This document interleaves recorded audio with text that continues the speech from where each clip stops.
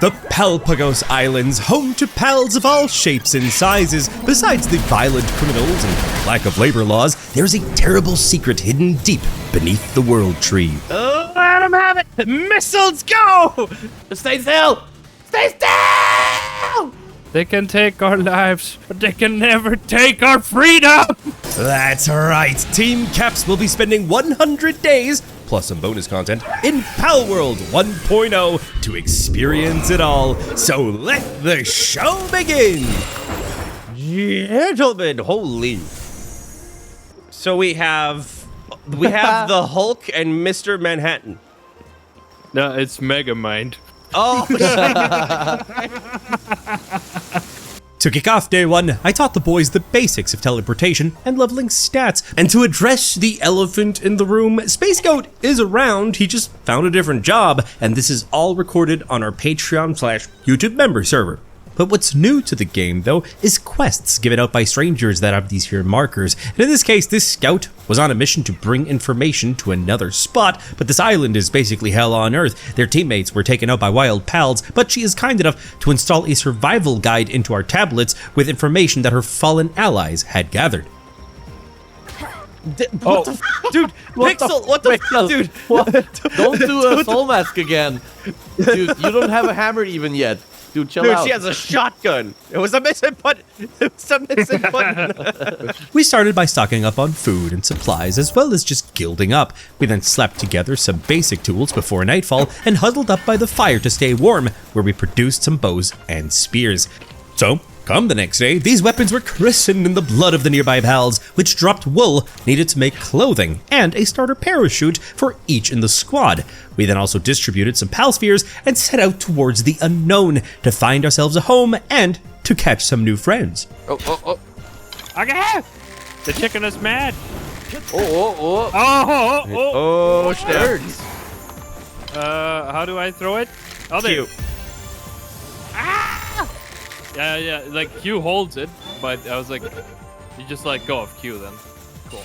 There you go. Pixel's got the first pal, a lucky chickapee.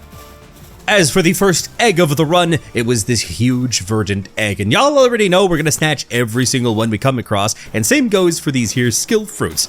Alpha then tussled with a foxbarks and got it caught, and I did the same with a gumas. As we progressed down the beaches, we found one of the new pals though, Pupperai, a ground type, which we each caught one of, and we also got to accept a quest from a farmer to bring a meal to somebody far, far away, which we can track through our missions tab. And on our way to deliver said dish, we came up to one of my patrons' bases, who were much more advanced than us, but trust the process, we'll get there. We then arrived at the Golden Hills and a settlement within, where we delivered the dish to one of the guards, and we spent some time around this here place. It was a bit rough around the edges, sure, but we got some important supplies from the merchants and accepted some missions here and there. So if we finish anything important of these, we'll let you know. And after building up our funds on day 3, we went over to the first tower, inside which a ferocious Grisbolt awaited us. So we need to prep, and to do that, we need to claim an area of our own, and nearby we found the perfect spot, on this here plateau in the Red Forest. The surrounding ecosystem was instantly decimated as we needed tons of wood for the fires of industry. They need to burn bright after all, but since our guild doesn't tolerate slackers, this got done fast as our pals were put to work to chop the trees as well. By the afternoon, things were looking up though. We got food sorted and had enough supplies to build a perimeter. Once the sun was setting, I also made sure to catch a weakened rush ore, and the boys wanted one too, but none were found through the entire night. First, at the crack of dawn of day 4, they finally came out of their slumber, so the boys each got themselves one. And once back at base, I prepared us some hairbands and shields for everybody. We got a couple of quality of life structures placed too, like a statue of power to boost our pals at home, along with a monitoring stand to assign pals to do base activities, and that was followed up by some berry farms to start growing our own food. As work on the base continued, I also made 3-shot bows to increase our DPS, which was obviously going to require lots of extra ammunition, which got sorted quickly. And so, just like that, on day 5, we were geared up enough to actually face off against that there Grisbolt. All right, gentlemen. This is going to be your guys' initiation into actual Palworld combat. We're at the Syndicate Tower. Grisbolt is electric. He's kind of chill. He does have some moments when he starts like jumping around like crazy. And he has a very big laser beam with a lock-on laser sight. So when that starts staring at you or your pal, run, because that is like the most dangerous thing that it can do. But it's pretty straightforward. You don't have to worry. You'll be fine. You'll be totally fine. Pal-wise, I have Kakashi, the Paparai. I have Reese's Cup, the Gumas, because he kind of just looks like a Reese's Cup. I love him. And my Rush Ore, I just named Gun. And that's only just because his ability is pretty crazy. He got a golden one called Reload Master, where the player reload speed is 4%. So I'm going to be firing like these 3-shot arrows like out the wazoo. So that's my team. How's it looking for you, Alpha? I got Firefox Explorer. Nice. Very good. Very good. I got Hooper AI. Okay. Very okay. I got Noticing a trend here. and Pumba. And Pumbaa. No, it had to be Pumbaa. It had to be. Yeah, someone had to do it. God. Oh, Pixel, you also named it Pumbaa? No. The first one that I got is El Gallo. El Gallo. The biggest boy. The first boy. And then we got Rufina. Here we go. We got Rufina. That one also had Reload Master then. Yeah, this one also has Reload Master. Nice. And the next one is Chocolate. Chocolate. Oh, nice. There's a big chunky milk right there. Okay. Yeah. So we got a good team going. We gotta all sign up for the boss fight. Just be careful of what you press. It's happened to me many times on the nest where like 2 people would go in and 1 person would be left out on accident. So I pressed F to join the boss fight. You'll just press F and then don't hold. Just once F. There, see Pixel's in and Alpha's in. And now I'm gonna hold to begin the boss fight. All right? And there's gonna be a bit of a cutscene. So, yeah. And here we are. Inside the dimension of the tower. That's the arena. It's going to be the same for every boss fight from what I know. I don't know if things changed in 1.0, but this is Zoe from my recollection. She is the one that has Grisbolt, and he's bigger than a normal Grisbolt.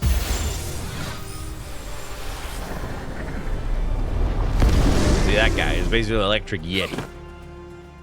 And they have these cool little, like, Borderlands, you know, flash screens. I like that. I always like that. Nice. But here we go. Pull out your bestest boy. And let us begin. It is immediately coming for me. Nope. And there's a, you can see the health bar at the top, and we got like 5 minutes total. The crit spot is the trainer on top of the Grisbolt. So if you can aim for good damage, that's the way to go. Dude, this Reload Master is really nice, actually. Yep. But look at us, just pure ground type going. We're so fine. We are so chill right now. This first boss is initiation into things. It gets much more intense later on, but this is a crucial step for our progress. Oh, Hooper AI. Oh. Well, it's poopy AI anyway. I was doing like the laser dot thing. Oh yeah, the laser's the scary one. How are you guys doing on arrows? I think we made way more than enough. I think we're totally fine. The thing is, it's good that we made so many. Like, Pixel went through the entire night making arrows because, honestly, it's happened to me too many times fighting these bosses and I just run out of ammo and then I lose due to the timer. Stop moving. Oh, I'm stunned. I don't have shields anymore. Quickly! Quickly! To me, gun! I'm riding into battle! Yeah, I guess it's aiming at me now. Woo! That's a lot of lasers. Alright, reckless charge, Pumbaa. I'm sorry, his second name is Pumbaa. The thing is, when riding it, you can use the actual pal's attacks. It's like, I can shoot mud balls with him. Yeah, let's call it mud. Yeah, let's call it mud. Charge! Boom! Illuminated. Nice. Walensky's first boss kill. We got some ancient technology points. And that's mainly what we were after. Good job, dudes. Good job. Key Sphere of Envy? That's new. A relic of an ancient civilization that once flourished in this land, and the text is gone. Fantastic. Carve the tail, carve the tail. Right. Carve the tail. Well, gentlemen, we are above the tower as we have succeeded. This is also new.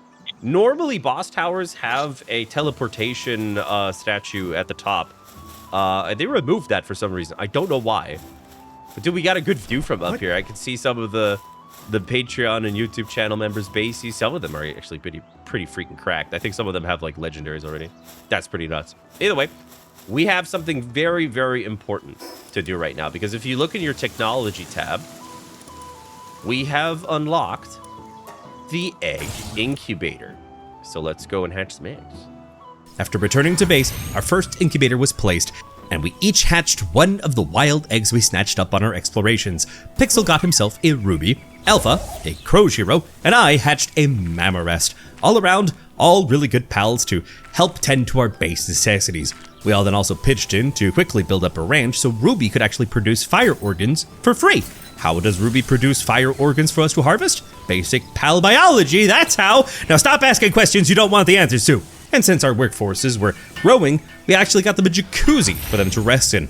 All these additions, though, had us upgrading our base level 2 all the way to level 5 straight away. I would not want to be the pal that has the bed next or under Mamarest. The thing is, all of them are next and under Mamarest. Yeah. Day 6 marked the start of our industrial revolution as we got ourselves a primitive furnace set up to smelt standard metal ingots. Good thing we have Alpha's Firefox Explorer. In order to keep the smelting going though, we needed to go on a mining spree, which got us enough ingots to actually make some nails required for a high quality workbench in which we could make metal tools to improve our production further. Mamarest, what are you doing? You are having a jolly time in that. Look at him, he's so happy. All of this culminated in making a set of pelt armor for each of us. The following morning, Pixel got quite happy to actually hatch his own Mamarest, and what a Mamarest it was, for it had great mining abilities.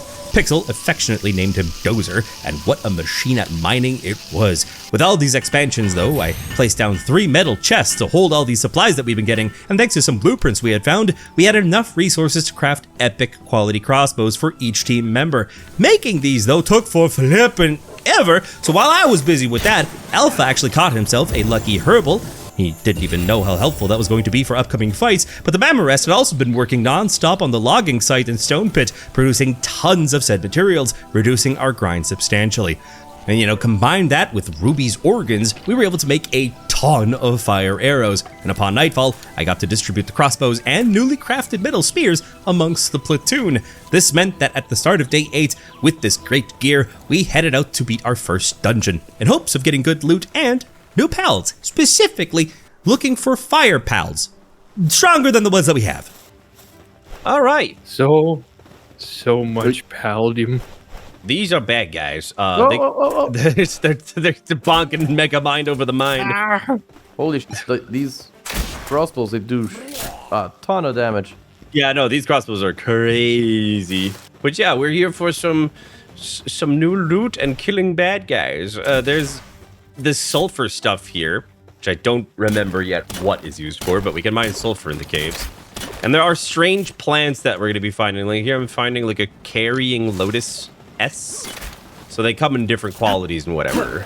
So we'll just grab whatever we find. So these dungeons are also always a little bit different. Sometimes they have fishes in them where you can fish. And this time, for example, like this passage is closed. Sometimes that's open. So they kind of vary occasionally. Oh, we got a Mao. Mao. This is a very interesting pal. It's like an Egyptian cat. But basically it produces coins in the ranch. So like the fire organs from Ruby, this is just free money. Nice. So it's a graphics card. Exactly. We got a daydream. These guys just kind of vibe. Just kind of chill.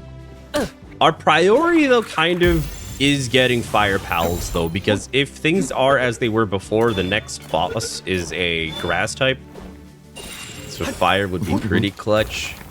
Gentlemen, ahead lays the final chamber, where there is a boss pal, and this time it is a big, useless Kativa. Probably my least favorite pal of all, so I'm sorry, but all of you are going to get liquidated.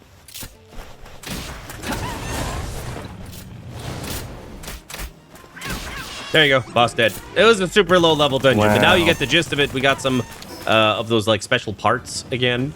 So one just simply goes through that and you get a couple chests at the end. So now, in case we gotta grind for different items in this stuff, then we can all just like split up and just take out multiple at a time. With that they're mopped up, our search for fire pals continued, but also we just started to catch multiple pals on our outings, and it's a bit much to keep track of all the time, so we'll mention the most important ones we come across. During this day of exploration, though, I made sure to upgrade the base level a few times in order to have more pals working at home, to get the berry farms in order, to get a perfect automated cycle of planting going specifically. You gotta place the seeds, water them, harvest them, and transport them into a trough. Our current bottlenecks, though, were leather and cloth, so we made sure to hunt for those too. And you know, it probably was a good call to place a medical workbench early on so we could heal our broken bodies, which is inevitably going to happen multiple times over. And our cloth issues, though, got solved as I caught a alpaca, which started to produce that at the ranch. And while we're getting all of this sorted, Alpha somehow accidentally killed a mini-boss. Good for him! He's a natural. By the time night set in, though, Pixel had caught 2 cinnamoths and a bristla in hopes that they could utilize the medical workbench we just made. And thanks to all this harvested leather throughout the day, I was able to craft 3 cold-resistant pelt armors. This was followed up the next morning with 3 mega shields, a welcome addition to our defenses. That was when Pixel returned home, though, from a long expedition with new friends he wanted us to meet. Some cinnamoths and the bristla that we know of, but also a grintail, which gives us a chance at getting double eggs. A valuable find indeed. But the fun doesn't stop there. He actually hatched a gilclaw, our first bird, which helps him glide faster. Great progression all around, but we still need them stronger fire pals. So we kept searching, but a new pal caught my eye, a Clovey, which had the unique ability of increasing gathering rates of pals while at base. And if I gotta be honest, the alpaca wasn't really solving our wool issues, so we went on a grind specifically for that, causing massacres of grand scale across the land, all in order to make 3 mega gliders for our airborne comfort. Seems that we were all looking to the skies, though, because Alpha actually caught himself a Nightwing, just for the fun of it. The cherry on top of this day, though, was that I got to hatch a Penking, a fantastic base pal, basically an upgrade from Pingu here. Day 10 started by making 3 heavyweight modules, which in short don't let us throw pal spheres as far anymore, but they give us a higher capture chance. But that combos well with how we can now make mega spheres. Added to this, I made grappling guns for us all to dramatically increase our mobility, and on that topic, Alpha saw that he could make the Nightwing saddle. So we went out to get 2 more, and after a bit of scouting, we got 1 for Pixel and 1 for myself. For Alpha to make 3 saddles, though, took him a good while, but the skies were now our domain. Gentlemen, what is your Nightwing's name? What have you dubbed thee? Nighty night. What is yours, Ember. name? I'm Mega Star Raptor. If you've been playing a lot of Pokemon Champions on the Switch, you know. With our flyers at the ready, we went out to hunt fire types, while grabbing many other goodies along the way, of course, plus new pals, like Muffly, this adorable fluffy little bird, and Alpha Dren, which was much more powerful than previously encountered pals. Alpha and I, admittedly though, were a little bit jelly of Pixel's Galeclaw that he hatched, so we tried to get some of our own. We're gonna grab these. Okay? We're gonna grab these. Okay? Wait. I'm scared. I will pocket this guy, so... Okay. We're good. Okay. No attacking, just throwing from the back with your mega spheres, the ones that I gave you, the green ones. So you hold Q, and then you press 2 or whatever to make sure you're holding the green one. I'll grab the one that's most left, and you grab the one that's in front of you, okay? All right. 3, 2, 2, 1. 1. Ah, we fucked up! Fire! Oh, Alpha, I think I got one. Oh, nice. Who's the other one? There. Yeah, I'll shoot this I once. got mine. Okay, you get that one. I'll help you weaken it. I'll help you weaken it. There. Okay. There we go. Now throw. Yeah. and a 1, and a 2, There we go. and a 3. There you go. Now, if we have those, we can glide as good as Pixel. So, I'm sorry, Pixel, you're not nice. special anymore. Damn. What is this thing? Oh, I didn't even see that. This here is a bronze cherry, but it's a big boy. It has a red skull because it's way higher level than us. What if I try it with the mega sphere? Dicey at best. We should probably use fire arrows and like weaken it. I'll try once what you guys were doing. Go, try once. I'm gonna switch to fire arrows. This is a grass type. You got this, Pixel. You got this. No pressure. No pressure. Shit. Don't worry, Pixel. It's not No Man's Sky. That was a sore wound to hit, Alpha. Oh, it's free! Fire at will! Oh, my shields! Fire! And because I said fire at will, whoever catches it must call it will. Holy Nighty Night is almost dead, dude. Is he? Oh yeah, he is almost dead. Oh, I didn't even realize. Cinemoth is obliterated. Cinemoth is completely out cold. Oh, it's got like seed missiles. Okay. Pixel, this was your idea. You're catching this. Yeah. Pixel, don't die, Holy please. you are almost dead. Don't walk on the seeds. Don't walk on the seeds. Keep firing. No, Pixel. I'm down. I'll try to revive you. I'll keep it You're on occupied. the You try and revive him. You luring try and revive duty. him. I'll keep it occupied. How do you revive? Dozer's out though. Yeah, I threw him out. He has high defense. Hold on. I'm ready to throw a spear. I'm ready to throw a spear. Go, throw. Oh, Dude, it's a clash of giants. Dozer versus Will. Oh, okay. Throw, Pixel, throw.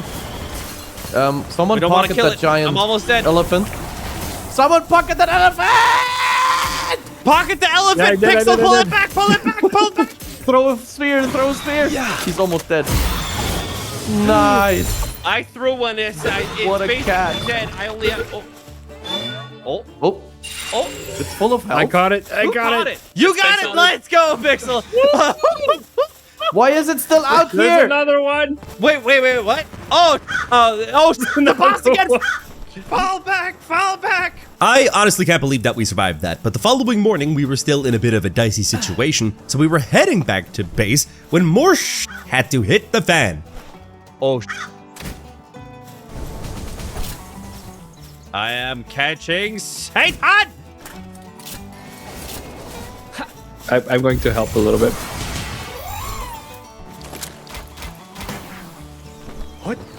Holy sh! You can fly far with the grappling gun. Ah! I passed away. I passed by. Teacher. I went too far. No. God. Where are you? Where are you? Are you down? No, I just flew by and almost saw the other side. Oh, I'm down. No, I'm no, down. Pixel. Yeah. Lure it Oh, away, here's the lure it away. strat. I'm gonna I'm rest. down and I'm rest. catching. I'm down and I'm catching strat. I caught it because I was down. Let's go. Nice. Why is that a strat? I just made it up in my last 100 days. And in like the Nest series, every single time I was down simultaneously by trying to catch a pal, it always caught. Yeah. So, yeah. Okay. I patent What did you catch now, by the way? Satan. Okay. Once we all reunited back home, we checked out our new pals. Alpha and I would definitely keep our new Gale Claws in our parties for the gliding benefit, and as for my Satan, he is great at upping my own damage and has some decent crafting speed, perfect for me. And as for Pixel's Bronze Cherry, named Sir William, it's also pretty great. It makes eggs that we find better and makes other pals breed faster. With all that said, we still wanted to find fire pals for the next boss, Lily and Lylene, which I thought would be a tower in the snow, but we stumbled upon a boss tower at a location unknown to me, so we decided, let's check it out. Gentlemen, this was an unexpected find. I don't know why the Tower of Free Pal Alliance is here. I thought it was going to be the snow, hence the cold-resistant armor, but here we are. We might as well just check it out, I guess. What I'm bringing into the fight is a ruby. I didn't even name it. I got my Daydream, which I've had for the longest time ever. I have Shaitan, because it helps my melee attacks. I have Mega Star Raptor, of course, and then the Mega Gale Claw. So that's my party. What are you going in with, Alpha? Well, it's not that much of a fighter party, but I have my reindeer. I have. All right. Yeah. You've been liking the guy. Oh, Yeah. he's headbanging. Okay, he's ready to go. He's ready. Yeah. This is my companion, my travel companion, Right. You had your bird, my travel vehicle, your travel vehicle, 99. and my travel booster. Exactly. But you are mobility focused, huh? Yeah. Well, Yeah. Pixel's got Dozer. I got Dozer. Oh, Pixel's got carry weight well, and that's trigger friendly fingers. You trigger friendly almost attacked another bronze cherry guy level. Brings out Sir William just to show dominance. These are about the only two ones that are going to be good for fighting, because the other ones that I have are like Ember, which is there just for travel as well. Then the other mobility one, which is this course. guy. We all have guild claws. We all have we all guild have claws. They're too good. They're too good to not have. And then I have Rufina. Yeah. But Oh, she's been here from the start. Yeah. you know, maybe she can do something. Maybe she lives. Maybe she lives. So yeah, this is supposed to be a grass type boss. I'm confused though. 1.0 might have changed things up a little bit. I don't really know what's, behind this door. So I'm just going to bring out Ruby expecting grass type and let's hope for the best. Everybody press join boss battle. All right, let's see what's inside. I'm excited. What's behind door number 2? What's this? This is a weird arena. What's this? This is new. Whoa. I don't remember this. This has to be because of 1.0. New waifu unlocked. Mayhaps. Oh, slightly. No, this is correct. This is the grass boss. Yep, this is the grass boss, but it's a different arena. That's cool. We might die. Ain't gonna lie. Lily and Lylene are a bit crazy. Let's mow the lawn. Fight it, gentlemen! Aladonna. Be sure to do use your almost fire arrows with your crossbow. I am, but it doesn't do. Ooh. 482 damage, 458. Dude, we're doing really good damage right now. I feel bad for using Ruby, who I haven't even named, but we want the fire damage right now. No. Ooh, 507 damage. Do not touch the seeds. If you headshot the lady, that's pretty cool. It's pretty cool. Pretty cool to headshot the lady. Yeah. Holy, that is pretty cool. Yeah, that's what I'm talking about. You weren't lying. Sir William! Resist, Sir William! Man, are we gonna beat our second boss on day 11? If so, we are doing fantastically better than my 100 days. Oh, we're halfway. We're doing good. We have 3 minutes and 20 seconds. It might be a little bit close on time. All right, Ruby is not doing too good. How are you guys? Oh, Ruby's dead. Never mind. It's in hell right now. Okay, Satan! What? Yeah. Oh, I'm gonna use my special ability from Shaitan. Dark Gleam Strike. Slash him, boy, slash him. Oh, he's doing it. I think he's doing it. Oh, we did a lot of damage real quick all of a sudden. Oh, she's got me covered in vines. Oh, I'm taking a lot of damage, dudes. Yeah, I'm shooting. Also making a lot of damage, dealing. Whoop. Gentlemen, if you have fire pals with you, now is the time. We were not expecting you to throw us into this mess already. I didn't expect me to throw us into this mess already. I thought we'd have to go to the snow for this fight. Oh, a minute and 30. Minute and 30.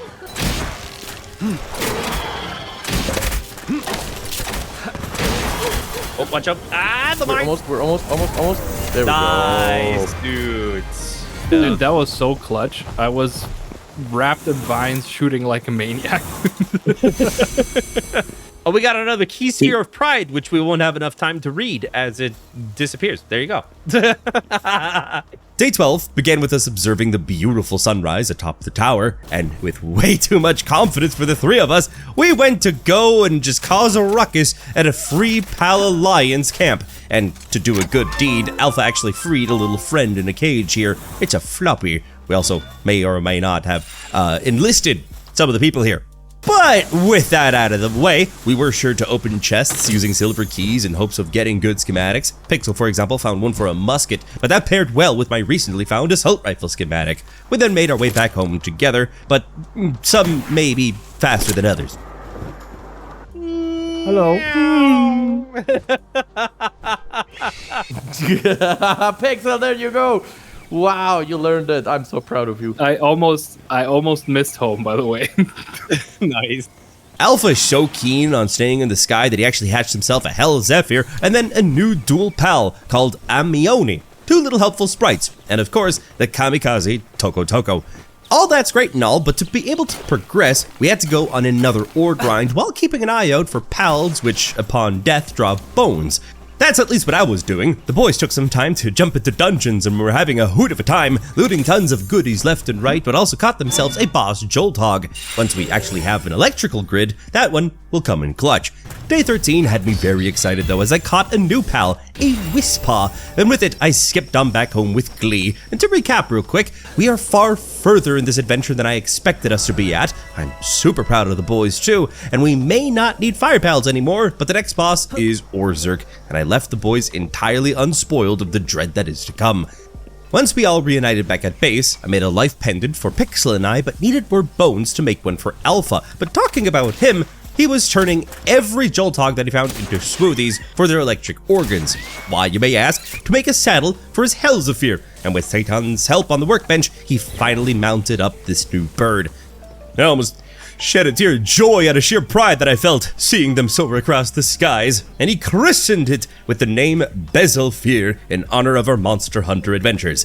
For day 14, we were formulating our best plan of attack for the next boss though, which made us head off into the far, far frigid north to get strong ice-type pals. Our caravan there though was anything but organized, as we each spread out chaotically and went hunting mimics and huge eggs and any other slightly shiny thing that entered our line of sight, all while trying to attract as little attention as possible, which we were failing at spectacularly.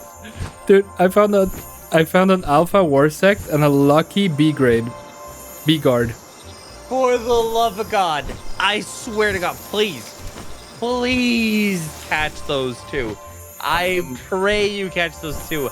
I bestow upon you all of my will to catch those 2 mods. What should I use? Ooh, oh shit. It has begun. Alpha, I need your help. I'm coming.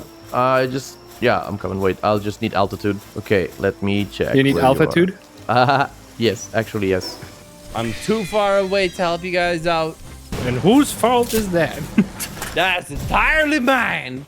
I'm fighting at the top of a mountain though. I don't know how good this will be. Where the f is Dozer? What? Dozer. Oh, what is this? A beacon! No, don't attack me! There are more. Leave me alone. Where's the Warsec? Where are you? He's under the mountain. You'll be coming down the mountain when it comes.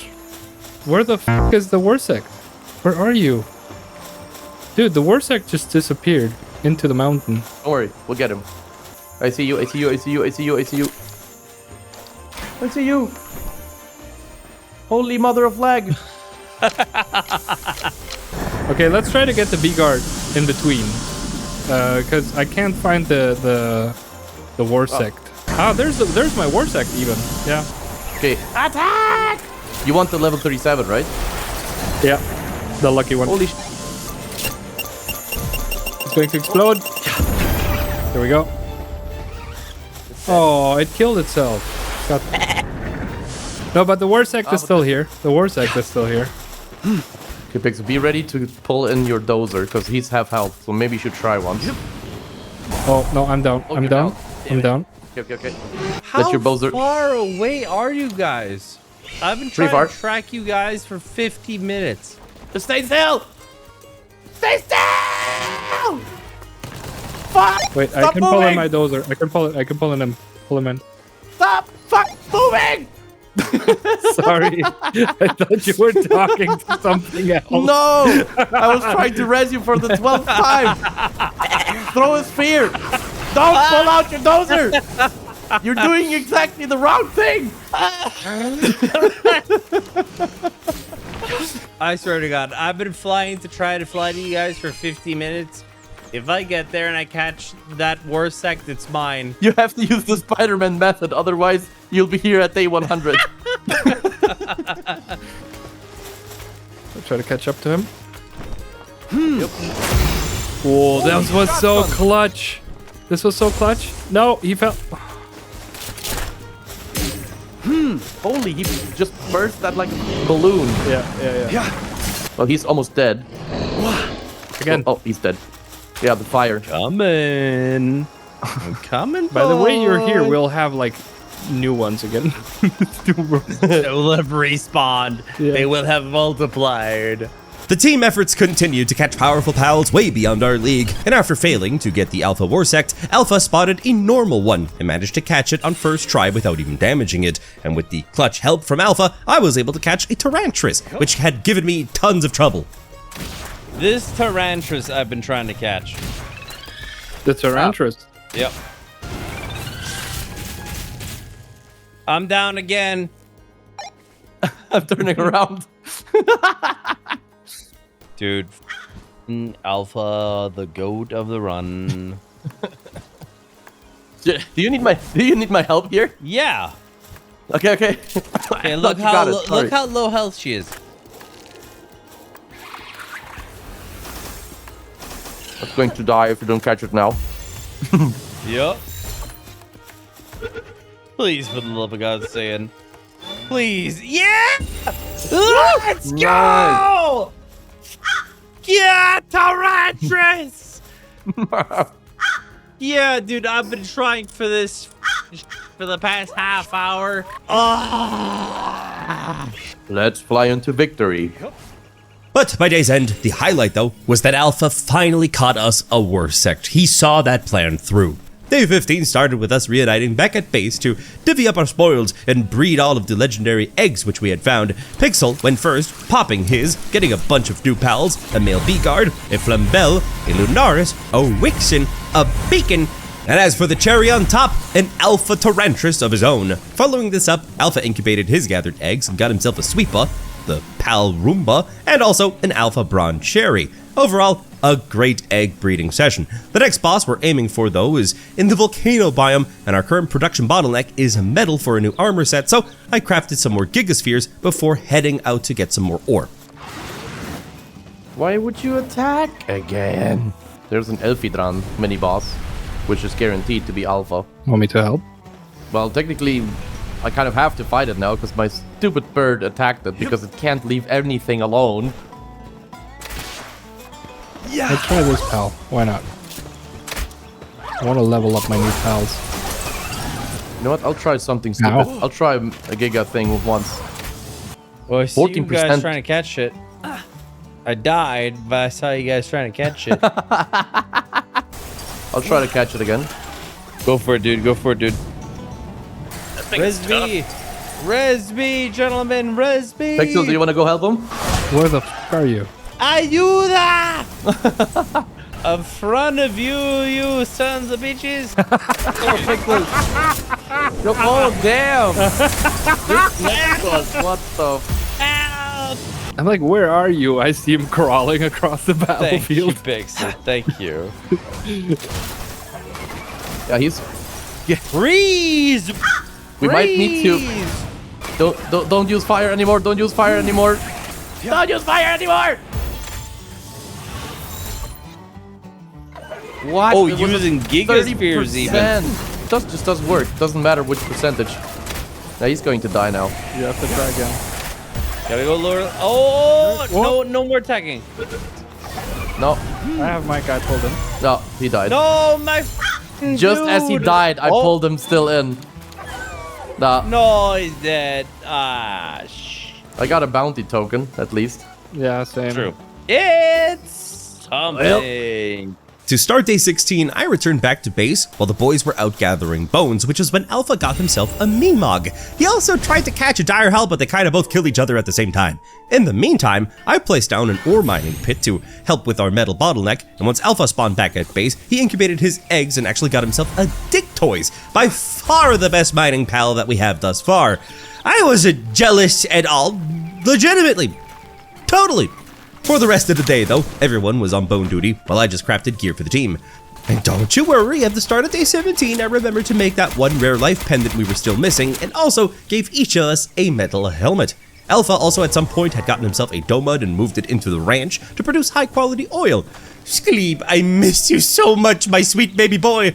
But in all seriousness, while I was busy improving the base, the boys went on a dungeon spree to gather as many schematics as possible, and by day's end, I had actually made a building for our workforce, decked out with high-quality beds, a roof, and a fully fledged sauna. As for day 18, I was still churning out improvements to the base while the boys tumbled into a tricky dungeon where Alpha fell through the map and Pixel subsequently also died, forcing them both to return back home. But it was all worth it in the end, for Pixel was finally able to make the saddle for his Tyrantras. He was quite excited about this fact, for it has a nice double jump and a type of web sling like Spider-Man. And since they're here, I figured I might as well give everyone heat-resistant metal armor. We looking snazzy now. They then returned to raid hard dungeons for sweet loot, while I just kept building here at home, all while a giant whale was in the sky, watching me, judging me. Day 19, I was working my butt off, and they were shooting butts off until dusk, just rinse and repeat. But then, at day's end, I was able to give them a base tour. Gentlemen, the new base is here. It's got a few upgrades here and there. I don't think this is the finalized design by any means, but at least now we have some space.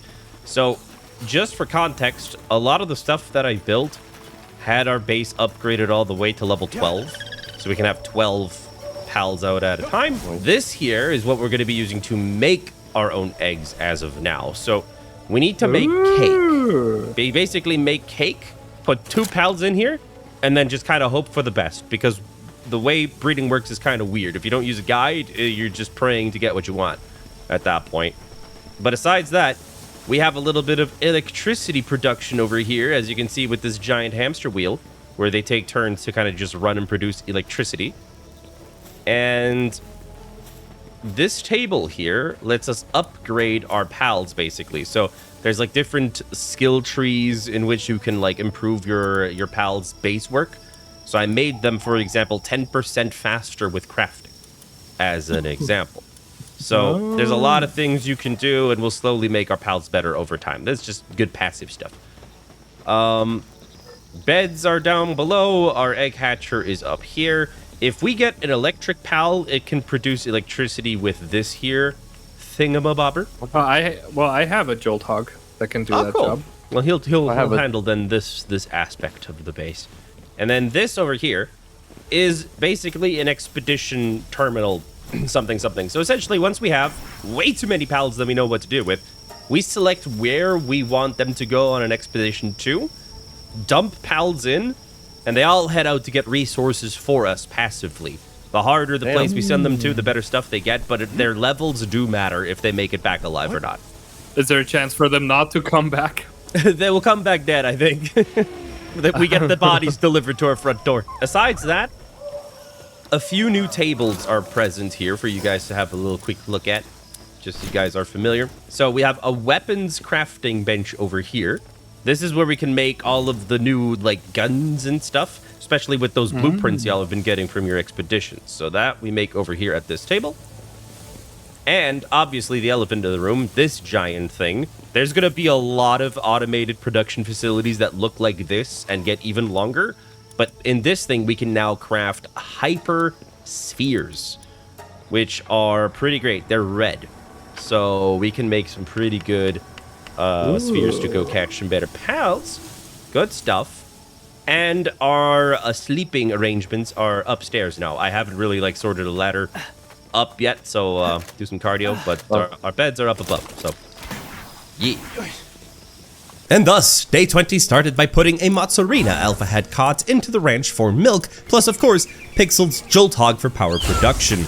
He also hatched himself a Raintrix, good to have a stronger Ice Pal on the team for the upcoming boss fight, and then we spent the morning just creating and testing weapons. Alpha got himself some firearms, and Pixel made himself a shiny new sword, but during all of that, I started producing some flour needed to make cake, which is needed for pals to bang. Trying to use guides as little as possible, I just slapped a Panking and a Melt Packa together and hoped for the best. The two lovebirds actually produced a really good Dazzy. She's fantastic at producing electricity, so I'm sorry, Joltog, you're out of a job. Pixel was also quite pleased with Raindrix and actually dubbed him Jimmy Rendrix, while I whipped up Hyperspheres for a very special mission.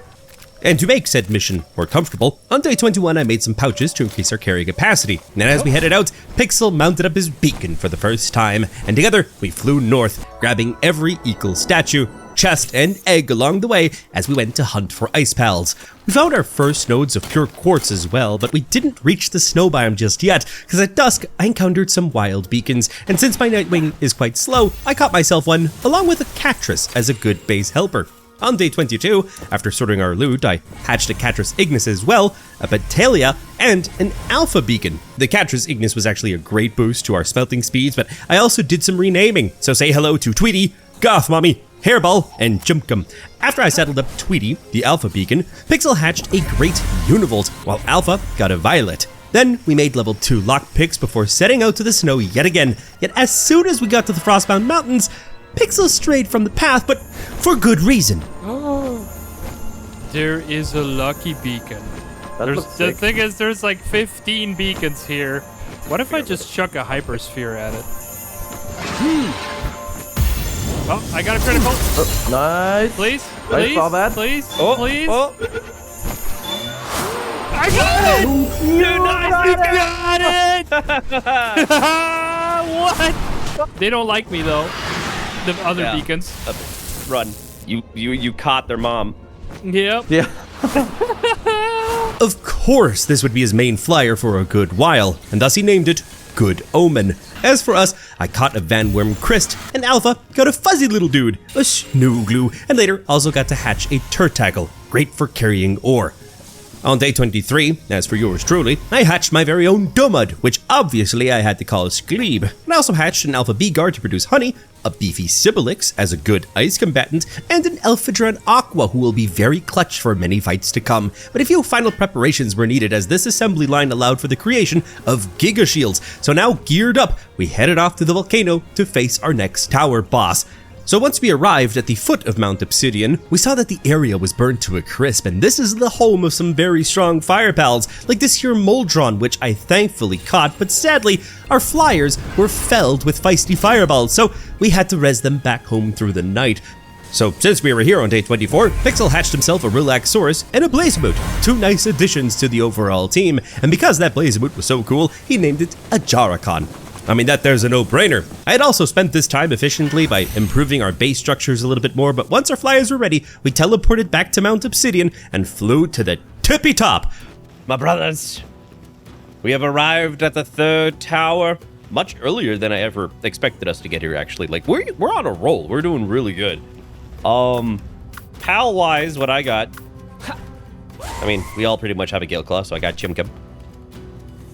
I got myself that ice baby, hoping that he pulls through. Then, the one that I hatched, which is pretty tanky, too cool for you. Really hoping for it to pull its weight. And then, of course, we all know Tweety. Tweety's been around for a while now. And Goth Mommy, who hasn't seen any action yet, but, wait.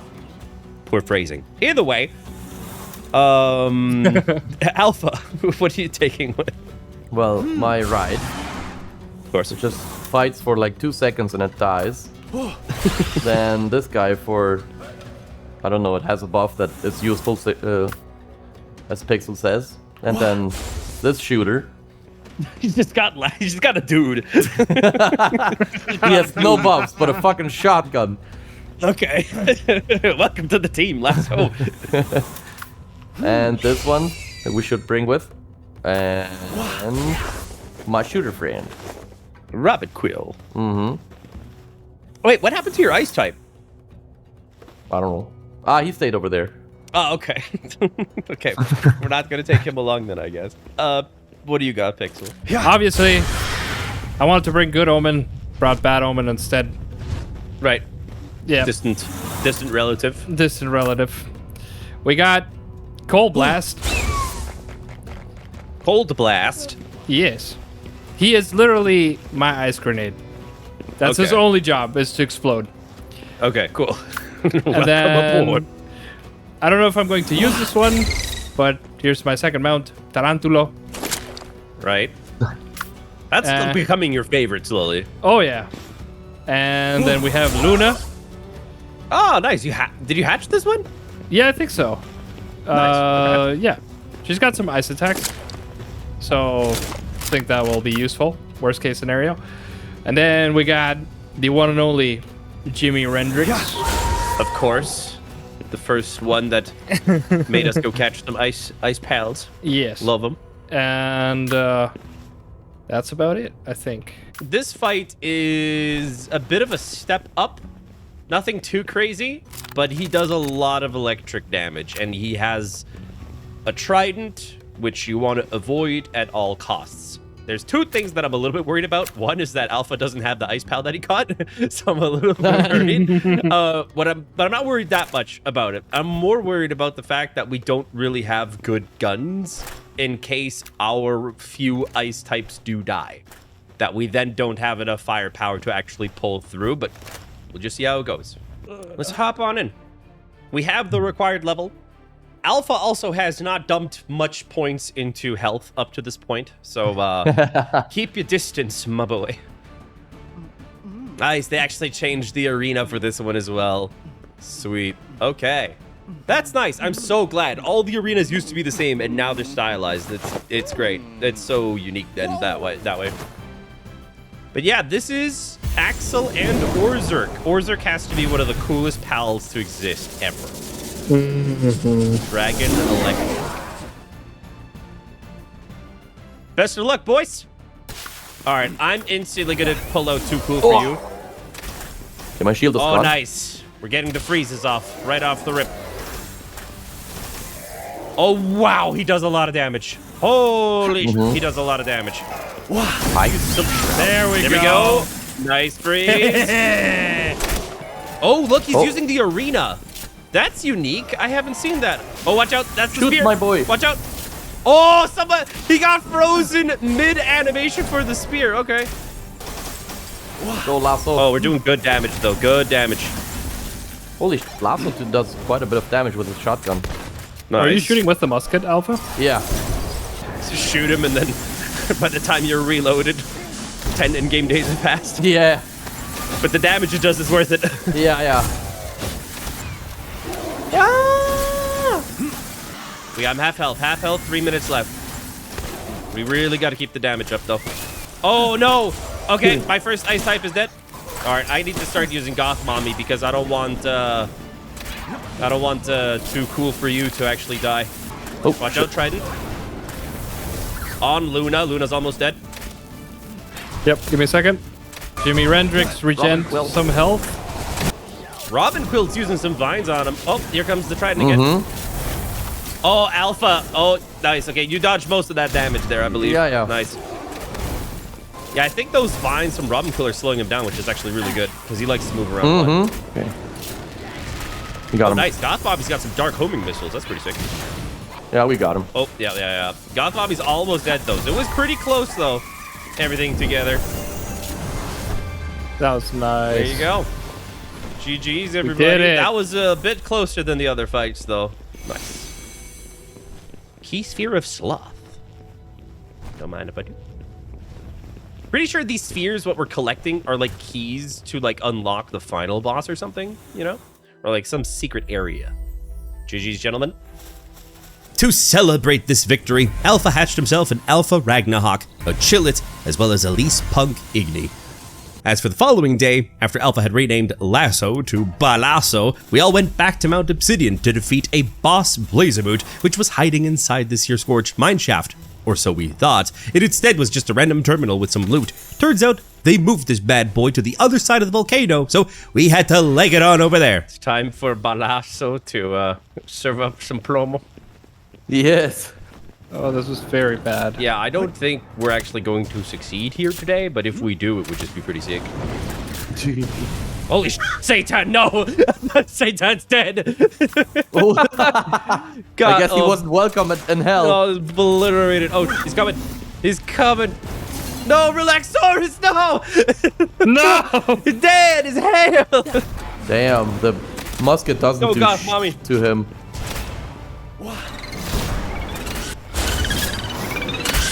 Oh, there goes There we Tarantulo. go. I guess fire arrows just tickle him. Dude, my crossbow is dealing 1 point of damage, and God's mommy's shit. dead. Perfect. Okay. Tweety, go. Oh, Balasso's is dead already. Cool. Okay. That was fast. I hate to say, guys, I think I might have had a little bit of misjudgment by asking us to do this. All right, well, I brought Elphidran It was. Aqua, which I hatched. I wanted to level this guy up for the fight. He's not leveled up yet, but here we are. And he's dead. Okay. All right. Perfect. Chumkum, go! He's cowardly, so I don't expect much. Holy sh! That is fried chicken. Damn! They can take our lives, but they can never take our freedom! Go Pixel! Go, Pixel! Wait, how is Tweety still alive? Speaking of Tweety, let me put you back. Yeah, he has a clap, which one-shots, Oh. basically. Oh, I'm down. Oh, yeah, I don't think we got it, boys. You think? I think. Let me try and revive you. Oh, What? no, no, Holy no, s- Pixel! Bro. Alright, retreat! Evasive maneuvers! Alright, I have retreated. Time to skedaddle.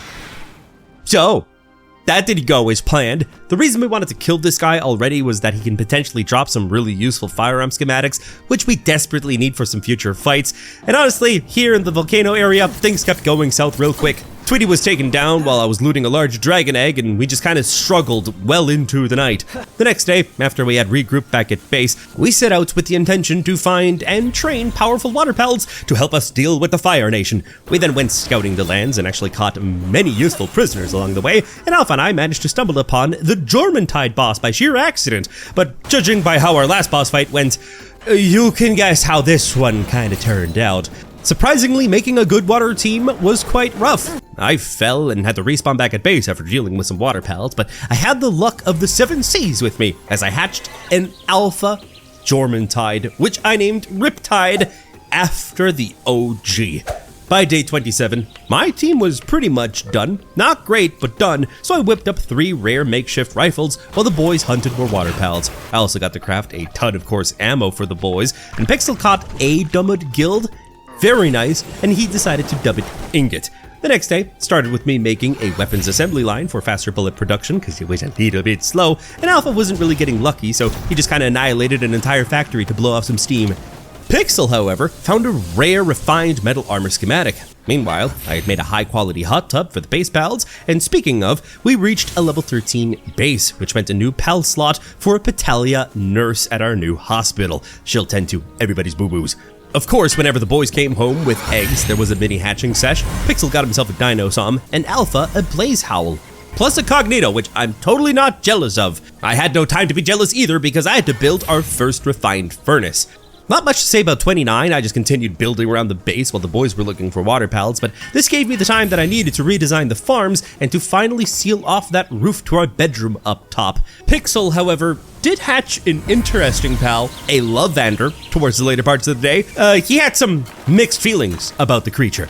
As for day 30, I was done building, so we joined forces to help Pixel get some water pals because he was still struggling on that end. The main problem, though, was that our pal spheres simply weren't good enough. They were just consistently bouncing off, so we spent Lift Monk effigy points to better our catch rate. This system has been slightly reworked in PALWORLD 1.0. You can get different effigies for different stats. Either way, we did everything to help Pixel. We gave him tons of eggs in hopes of hatching something good. Sadly, no Jormuntide. But we did get some good and or new pals. Elizabeths were great for the team, and we got this here Leaf Hand, which I believe to be a new pal, as well as Duelith, which is a ghost piloting a freaking golem, which I adore. But to cap off the night, we got a Relaxaurus Lux, which had Pixel excited. He, though, in the meantime, had also caught quite a few Surfens. And he continued to get a few more into his roster on day 31 by hatching an Elphadron Aqua. Again, a pretty solid early water pal, but in order to get the best bang for our buck from all the dupe pals we've been getting, I made a pal condenser, which liquefies spare pals and injects them directly into your pal of choice's bloodstream to roid it up permanently, which Pixel tested out with the Surfence he recently captured. Some final preps were also made to our setups, like I handed out the makeshift ARs, and we leveled up some pals with training manuals, so now we were ready on day 32 to face that Blazamoot boss for round 2. Boys, boys, boys. We got guns, and we got new buddies. I have Slushy, this little thing, Riptide, the beefiest of them all. Oh, shit, he's he is. very big. Yeah, that's because he is a alpha version. Then we have Gumdrop. It's the cutie patootie little guy. And Gummy Worm. So nothing too great, but I think it's gonna pack much more of a punch than last time around. What do you have, Alpha? I have my flyer, Basil, who everyone knows. Then there is Arzuros. Ah, right. You did find some Azurobis. Okay, cool. Yeah. Oh, Arzuros. I like that. Then there's Flomaso. He's ready to Oh, fight. the new one. Yeah, Yeah. he's an assault rifle guy. And the good old Balazo. Mm-hmm. And there's an arm. Serpiente. Serpiente. Very nice. Very nice. How about you, Pixel? Well, first of all, we got Chilosaur. Chilosaur. Yeah. Nice. Then we got H2O. Very nice. And then we got this one. Water Ducker. Water Ducker. I like that. That's the water fire version. And then I got Moist Snake. Moist Snake. How about we all start rushing him with our Surfence? Just because he's going to be like, what the fuck are these dudes doing? It's just a bunch of slugs. Yes, I like the plan. All right, we have our assault rifles. Let us commence battle. Where'd he go, though? No! Oh, he's sleeping. Oh, this is our time to hit him where it hurts. Bombs. Throw a That's spear. dude, Bombs. Monster Hunter time. Bombs, bombs, bombs. He's got the barrels. All right, here we go. Everybody start unloading on one. Oh, okay, never mind. Oh, what? Who threw a ball? Wait. I had to try. Fire! Holy shit, I'm almost dead. Gummy Worm is dead. I guess when you roll in lava, the fire doesn't turn off. Rolling up. Dude, he is incredibly strong. Dude, He's Arzuro's doing he's- pretty good. It's been landing the Yeah, water. he's All right, I'm pulling out Gumdrop. There we go. A nice Gumdrop's using them bubbles. Oh, the sun is rising. Oh, no! No! Gumdrop! I saw him die before my very eyes. Plomazo. That was personal for Plomazo. He's gone with one hit. Oh, yep, Slush is dead. All right, time for the final hurrah, Riptide. Come on. Oh, Riptide's doing some real damage, though. I'm pulling him back, though. I really don't... Oh, down, I'm down, I'm down. Oh, Pixel and I are down. Same. Alpha's dodging and weaving. Go! Yeah. Go, Moist Snake! Go! Oh, I can still pull out thing is- Riptide. Maybe Yeah, this will give yeah. you some distractions to heal us. Yeah. Oh, come on. Riptide, go Riptide. Nice, Riptide. Stay still. Oh, he's aiming at us. Ooh, and we're gone. No, we're not. No, we're cool. not. Dude, I am just parading Riptide like our life depends on it because it quite literally does. He is the main damage that's actually going into that health bar. Dude, we got him under half. Dude, as soon as Jormuntide comes out, he immediately locks onto his ass. Water Ducker, it's your opportunity. Time to shine. I keep pulling out Riptide, let him use one water attack, and then pull him back again. Oh, that was a big waterfall. Oh, that's the big one. Look how much damage that did. Riptide's on the other side of the map. I'm pulling him back. Holy shit. Oh, that's it. That's it. Dunk him. Boom. Done. Nice. Done. Riptide defeated killed him. Blazimuth. That was a lot of XP. Acquired an ancient token. Blazimuth bounty token. Ancient civilization parts 21. Did anybody get any blueprints? No, doesn't seem like it. Oh, this is gonna be a long grind.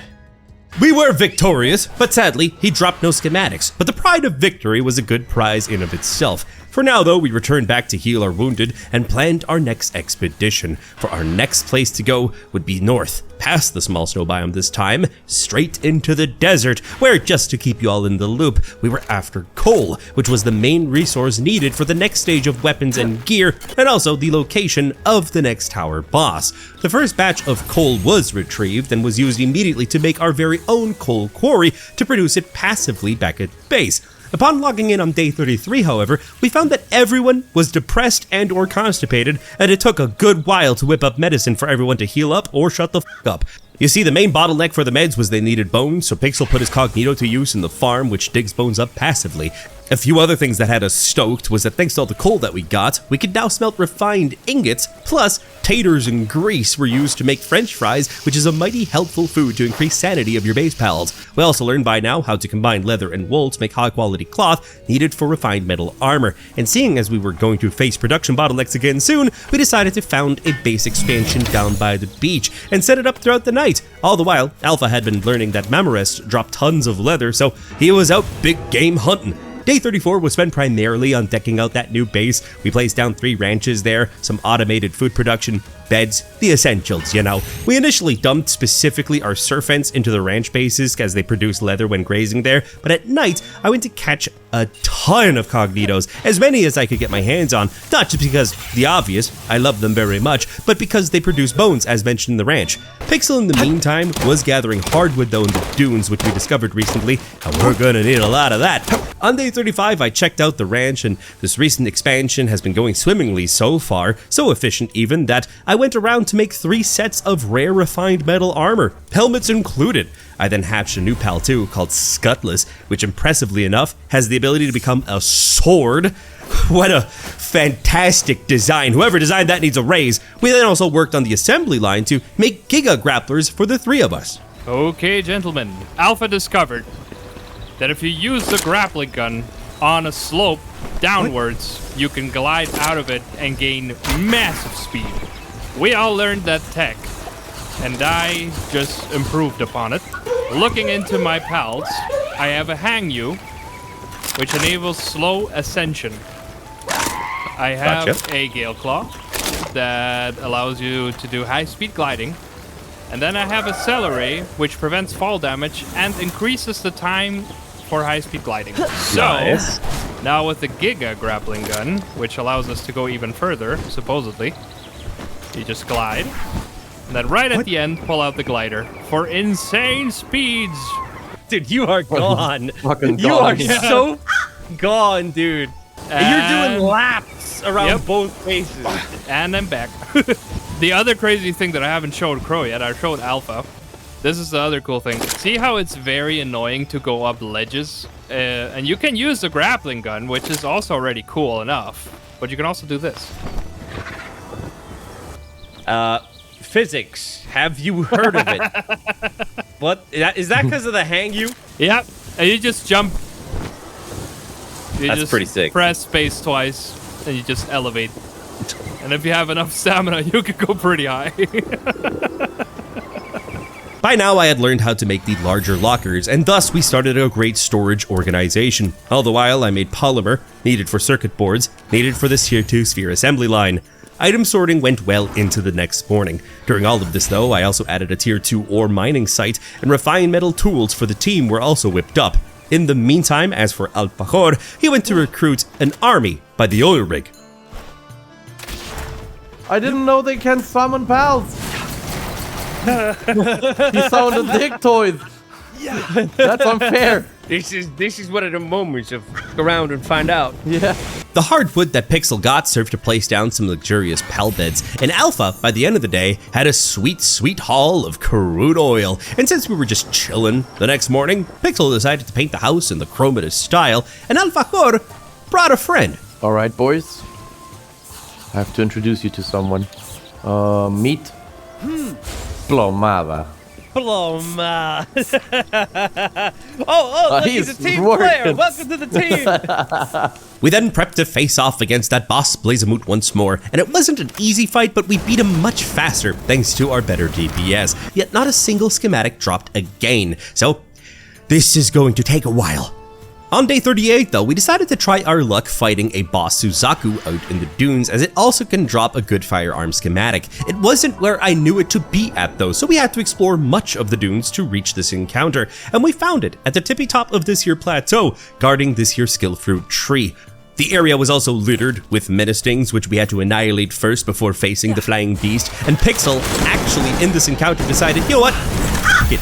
Let me throw a pal sphere, and actually caught the Alpha Suzaku. No dice on the weapon schematics, but still we were giddy with excitement. We decided to go home, waiting for the bosses to respawn, but on our way back, decided to stock up on hardwood, and checked out all the new desert pals, like these adorable little Nidals, a herd of Raholas, which straight up looked like Brachiosauruses, and of course, the new fan favorite Sekbit was here. Ignore the fact though that I caught it on first sight, but god damn, it came out with 3 golden passives. There's also Gildra, which looks super sick, one of my favorite new pals they've added. And also, don't mind me, I got myself a lucky Menacing, which was just roaming about. I mean, why not? It was begging for it.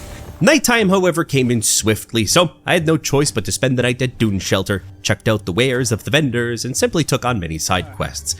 On the start of day 39, however, we whipped up 3 rare attack pendants, and then helped out Alpha in his fight against the boss Dormantide. Round 2, essentially, and thanks to the newly made Ultra Spheres that the new assembly mine we made, Alpha was actually able to catch it, so he was just brimming with joy. We then realized that since Pixel Suzaku was actually female, we could breed it with my Riptide in hopes of getting a Suzaku Aqua, then decided to breed 3 of these dudes since they're the best flyers that we could get at this current time, so the egg poppin' commenced at the crack of dawn of day 40. Pixel then also made a saddle for his Grintail since it would give him a chance of getting double pal eggs when picking them up, so we just stood there for most of the day, watching these 2 get at it. Where's that 3rd chair? Thanks to Grintail's passive, we actually hatched 4 eggs, so we each got a decent Suzaku Aqua by the end of the day. As for the following morning, we made saddles for all of our new mounts and also bred my Riptide with Alpha's Dormantide to get one for Pixel as well. He didn't want to be left out, but with this new pal hatched, we finally set out towards the tower in the dunes to face this next fiery boss. Well, boys, we've reached the fire tower, the 4th tower, much sooner than I actually expected. It took me a while to get here in my first 100 days, but we have a flippin' solid team. We got solid armor, just not solid firearms, but I think Alpha's taking, half of the human population along with them, so I think guns is not really an issue right about now. Okay, as for my team, we have Maelstrom. After that, the good old Riptide, stronger than ever. I do like the fact that we've been using these Alpha Drents for so long because we realized that they actually, prevent you taking fire damage by quite a bit and being affected by burns. So Slushy's still part of the team and has gotten quite strong by now. Okay. Now As we were saying. Yep, as we were saying. As for new members... Oh, shit, it gets cold here, dude. Oh. Well, I got Big Beef, which is the lucky Manasting that I caught. And the reason why he's called Big Beef, not just because he's huge and that he's lucky, it has really good attack, defense, and work speed. While in the party, players' defense increases by 6%. It has some other stuff yet, but it kind of just makes things beefy, which is really nice. Hence the name. Then we have Medicat, the one that I randomly caught as well recently, and it's just really flipping good. I mean, come on. It's great for crafting everything. Sure, work speed, all that kind of stuff, increases efficiency by 30%, yada, yada, yada. It has Artisan, and it has Wellness Watcher, so player stamina consumption is -5%, but it has Healing Coach. Player auto health regenerates rates plus 5%. So, I got tankiness, and I got HP recovery. Alpha, what do you have? Well, I got Shakshuka Aqua. Shakshuka. And, of course, the two... Plomasso Recruits. and the Balasso, the duo. Yes, the duo, exactly. I got German Tide German Tide. and Arzuros. Right, Arzuros. Arzuros did pretty good against the fire boss. So that's pretty good. Yeah. Level 48 too. That's not half bad. That's much stronger than mine. What do you got, Pixel? Okay. Well, my team isn't much different than Crow's. I have H2O. H2O. We know already and love. I have Super Soaker Super Soaker. and Aqua Regia. Aqua Regia. Yeah, it's a very strong acid that can dissolve like platinum. And Oh, okay. so, and obviously, you know, the star of the team. Yeah. Stellar Ray. A manta ray. Okay. Just here for the ride. He's just there to prevent me from fall damage. Okay. Sounds good. But yes, gentlemen, it is now day 42. And time for you guys, first time to see Marcus and Felleris, I believe it is, if I remember correctly. So I've only fought him twice. I should remember by now. Alpha, you just need to join. Yeah. There we go. Okay, I'll hold to begin the boss battle. Holy. Marcus Aurelius. Alpha's level 50 already. Yeah, don't forget to switch armor, Pixel. Yes. Oh shit, you're right. Here he is. He's actually got a pretty sweet arena. This dude is like super corrupt. He is the leader of all the police officers we've seen throughout the map and just embezzles all of the money straight into his own wallet. So he's just kind of rich and he knows it. Dang. I'm already jealous. His pal though is really sick.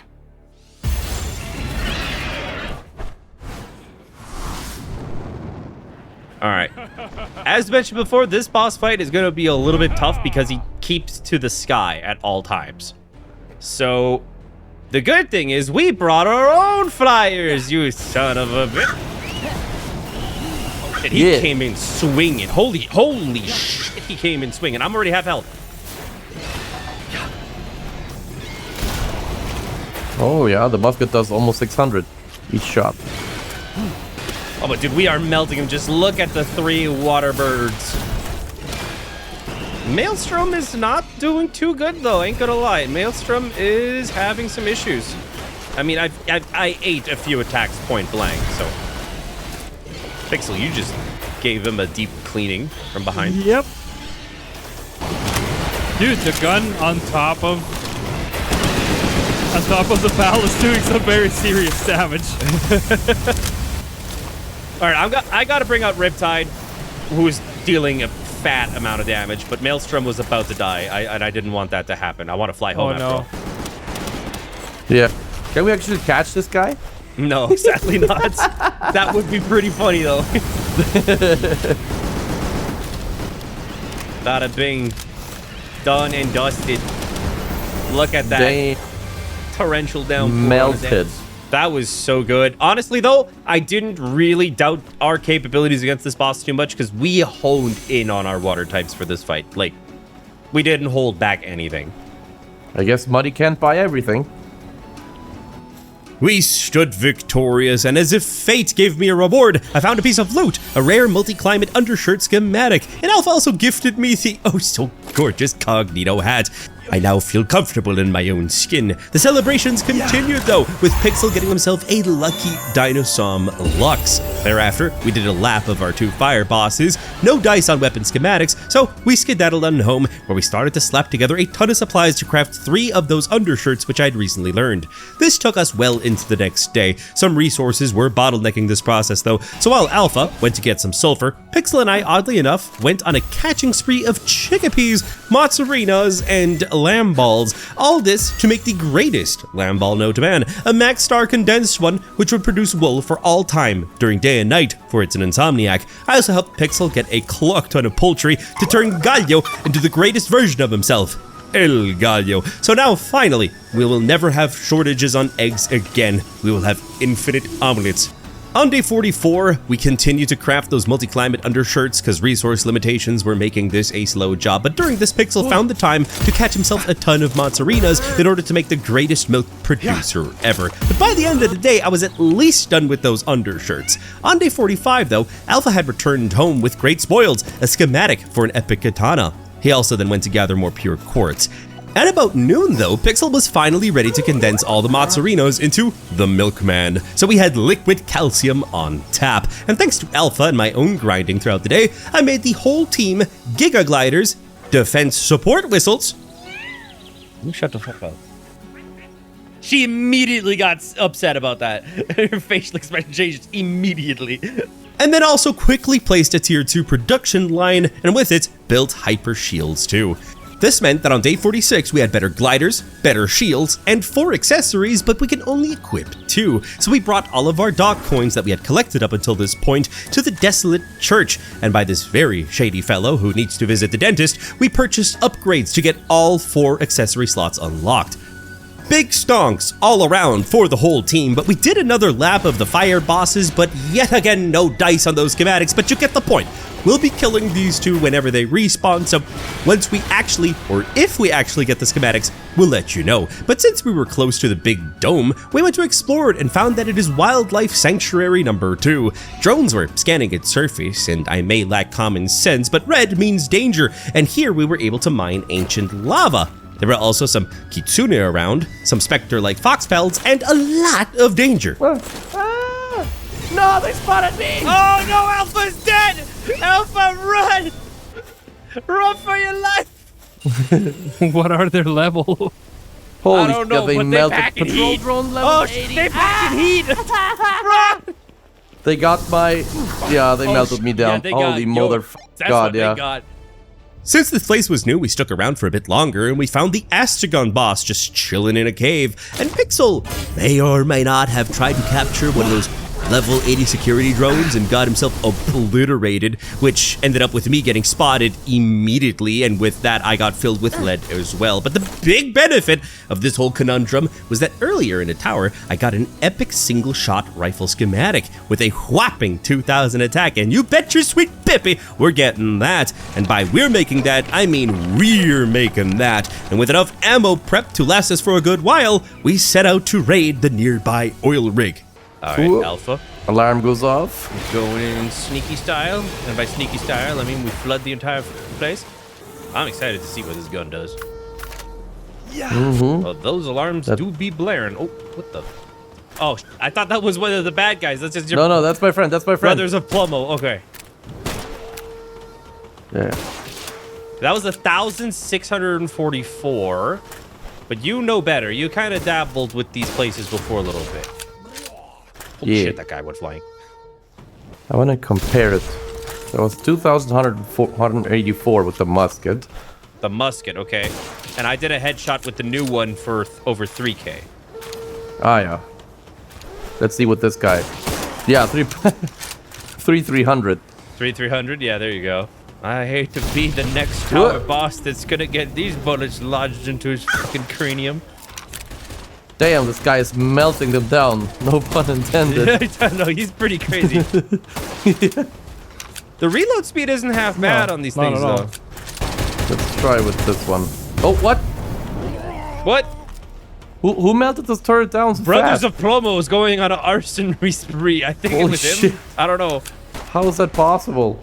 Through the darkness of the night, we raided this compound well into the next day, leaving no witnesses or loot behind. Pixel then went to get himself some Relaxorus Luxes, as he's drawn really attached to them, while Alpha and I went to get some frozen organs, by any means necessary. Our hunting was quite fruitful, and we also reached the furthest north, the Astral Mountains, and were completely immune to the freezing temperatures thanks to all of our gear upgrades.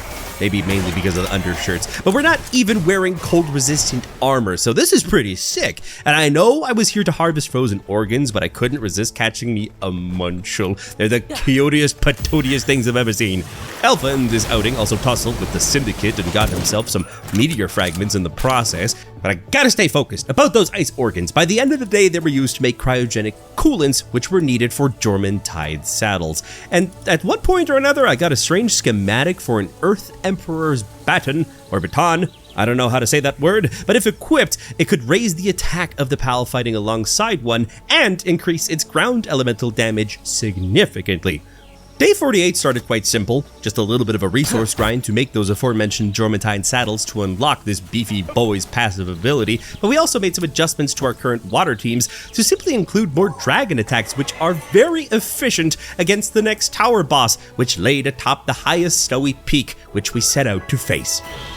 Gentlemen, it is time. I feel so underprepared and overprepared at the same time for this fight. It makes no sense. The only changes to our gear is the gun and the accessory setup that we have. Oh, right. We do have the hyper shield. That is a new addition. I almost forgot about that. But PAL-wise, I only changed Riptide a little bit. So the thing is, he has this beautiful ability, which increases players' and PAL's damage to enemies afflicted by Soak by 50%. So I have Aqua Burst, which applies Soak 100%, but I added Dragon Cannon and Dragon Meteor to his lineup, so we deal more Dragon Attack, which is this boss's weakness. So what did you change, Al-Fajor? Well, I have a saddle on this guy, thanks to you guys, and I changed the attacks to Dragon. Right. And I have... I don't know if I introduced him before, so... Bly Brothers. Bly Brothers? Yeah. Okay. So he's just here to melt. Yeah. He's here to melt the snow. That's it. I didn't change anything on Super Soaker other than just giving him, like, choosing more dragon attacks on him. After that, I have Dynasum Lux. Okay, yeah. Which is a lucky one. The lucky He also boy. has dragon moves. Nice. It's also electric. And then we got my boy. Oh. Chilectron. Chilectron. Nice. That's the And one I'm you very recently got. excited about him because he has Beam Slicer, Okay. which is a dragon attack for 350. He has Dragon Meteor. And then he has the equivalent in electric of big the nuke. Dragon Meteor, which is Thunderstorm. Nice. So he is Nuke Boy. Nice. And yeah, very excited to see how he performs. Alrighty. Well, let me set it up. Oh, it's on the other side. My bad. Well, you can still also click from here, apparently. Okay. Alright, in we go. So, let me introduce y'all to the boy, Victor. But for some reason, I and the Nest, we kind of just dubbed him Nerd. So meet Nerd. And even though everything here looks snowy, for some reason has a legendary dark owl, which admittedly is really sick. It's a griffin, essentially, called a Shadowbeak, which is probably one of the edgiest pals that exists, which is probably why I like it so much. But here we go. This is a tornado all over again from Monster Hunter. Oh, that's true. That's true. Oh yeah, watch out for those. Holy shit. These big bad. All right, Riptide, go. I'm okay. I'm gonna try to do it. We're doing pretty good. Look at all those meteors going. Oh. Yeah, this is the one that hurts. Holy sh! What's that tornado? That's the one. It's the one. It's Yeah. the one move. Yeah, that melted me before. Not bad damage at all, dudes. Not bad damage at all. We got him down a quarter. Oh, let me pull back Riptide, though. I don't want to get blasted by whatever the f he was charging up there. Pull him back. Yeah, pull I did. Riptide back. That looks like an electric type move, honestly, because he's dark. And that just kind of feels a little bit dangerous for our water snakes. Oh, Arzuros also does that. Cool. Proud of you. Ah, the dude is on the side, yeah. Yeah, that's what trips me out. I'm trying to get a headshot, but then I kind of can't get a good angle on him. Not bad, dudes. Not bad at all. I think we did such a smart play, though, by saving time on not making the new Frost armor. Because admittedly, that new Frost armor wouldn't have as much defense as this rare version that we have right now. We have the undershirt, and because of the German tides and the Dinosoms and all the stuff, we were kind of chilling through that one, no pun intended. Mm-hmm. Key Sphere of Gluttony, done and dusted. I was so glad to start day 49 this way, simply because last time I did 100 days on this solo, this was the final boss that I reached. But to celebrate this fact, we went on a rampage across the land, but knew that with Victor beat, we could set our sights on Sakurajima. But with all the stuff we're going to be finding over there, we'll need to expand our base quite a bit to fit in all the extra loot we'll be getting. This base expansion would be tackled by Pixel and yours truly, while Alpha was given the noble task of killing the fire bosses over and over and over alongside every outpost which came into his view. And these same activities simply continued for all of day 50. It's a lot of work, what can I say?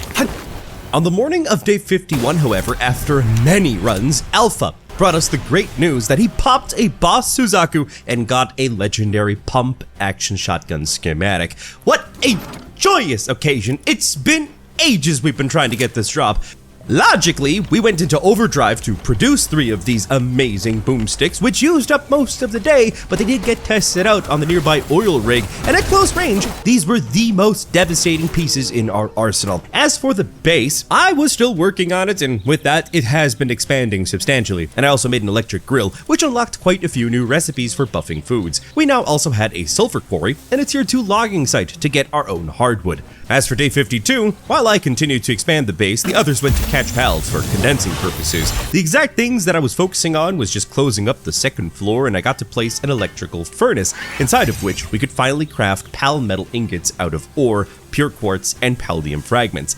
The next day, though, I cranked out as many of these new ingots as I possibly could to craft 3 sets of pal metal armor. And while we progress, to recap, we want to reach the mushroom and sakura covered island Sakurajima, infested with ninjas, to face the prettiest boss yet, past which the only boss that I'm familiar with is Bastigor. And so, after a long day's work, once night fell, power was an issue yet again, so we had to expand our electrical grid ASAP.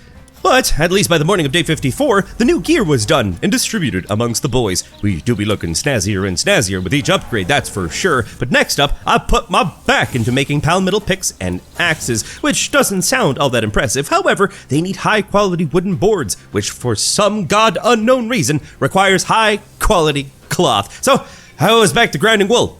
At least Alpha was vibing, executing all sorts of massacres across the lands. As for day 55, it started with me making medium pouches for the whole team to help with our prolonged grinds, but Pixel just couldn't contain himself and built a missile launcher for his Relaxaurus Lux. Yeah, let's try this. I'm very excited. That's a big boy. All right, there you go. Preferably not in the base.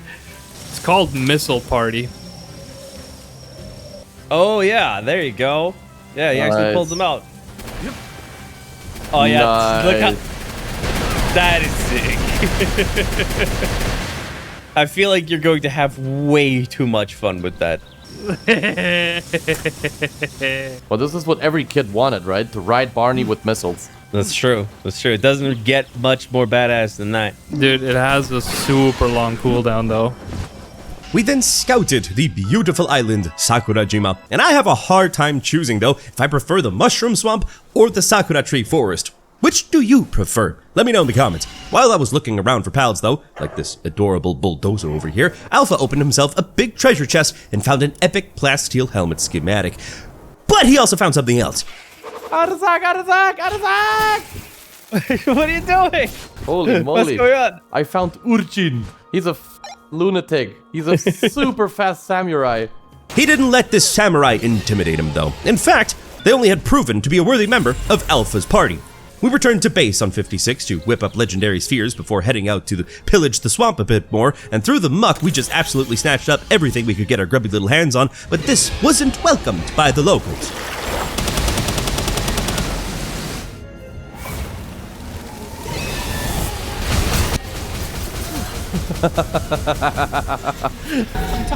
Holy sh! Pixel, for your life! Holy sh! You got melted like ice cream in the summer. That's like he's only level 47. I guess.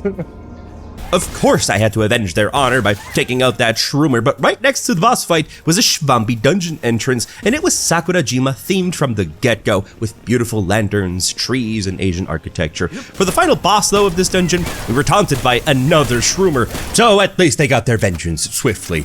What was exciting though is amongst the loot, I got slabs of Blazamut Ryu. Essentially, you get a few of these to make a whole one, and you use this at a summoning altar to summon in powerful raid bosses. Exiting the dungeon on day 57, we headed back home to make level 3 lockpicks to deal with the fact that numerous golden chests were being encountered and left behind. Considering we had gotten that full slab though, I made our first summoning altar to go on raids, but that was mainly just to upgrade our base this time for more PAL slots, and after a few more bits and bobs around the base were done, it was up to level 19, so now we can have way more PALs out and about. Now Pixel could also breed his Relaxauruses uninterrupted. We also got neat upgrades like the guild chest, refrigerator, and the electrical medicine bench. With that little side project done though, we returned back to Sakurajima on day 58 to simply raid a few more dungeons. I'll pull in my samurai because he's going to kill that. Oh, okay. And so, after clearing a few, Alpha guided us towards some fortresses as they had more loot inside. You could say he was teaching us his ways of being a loot goblin, but he insisted on us staying on our toes. Holy,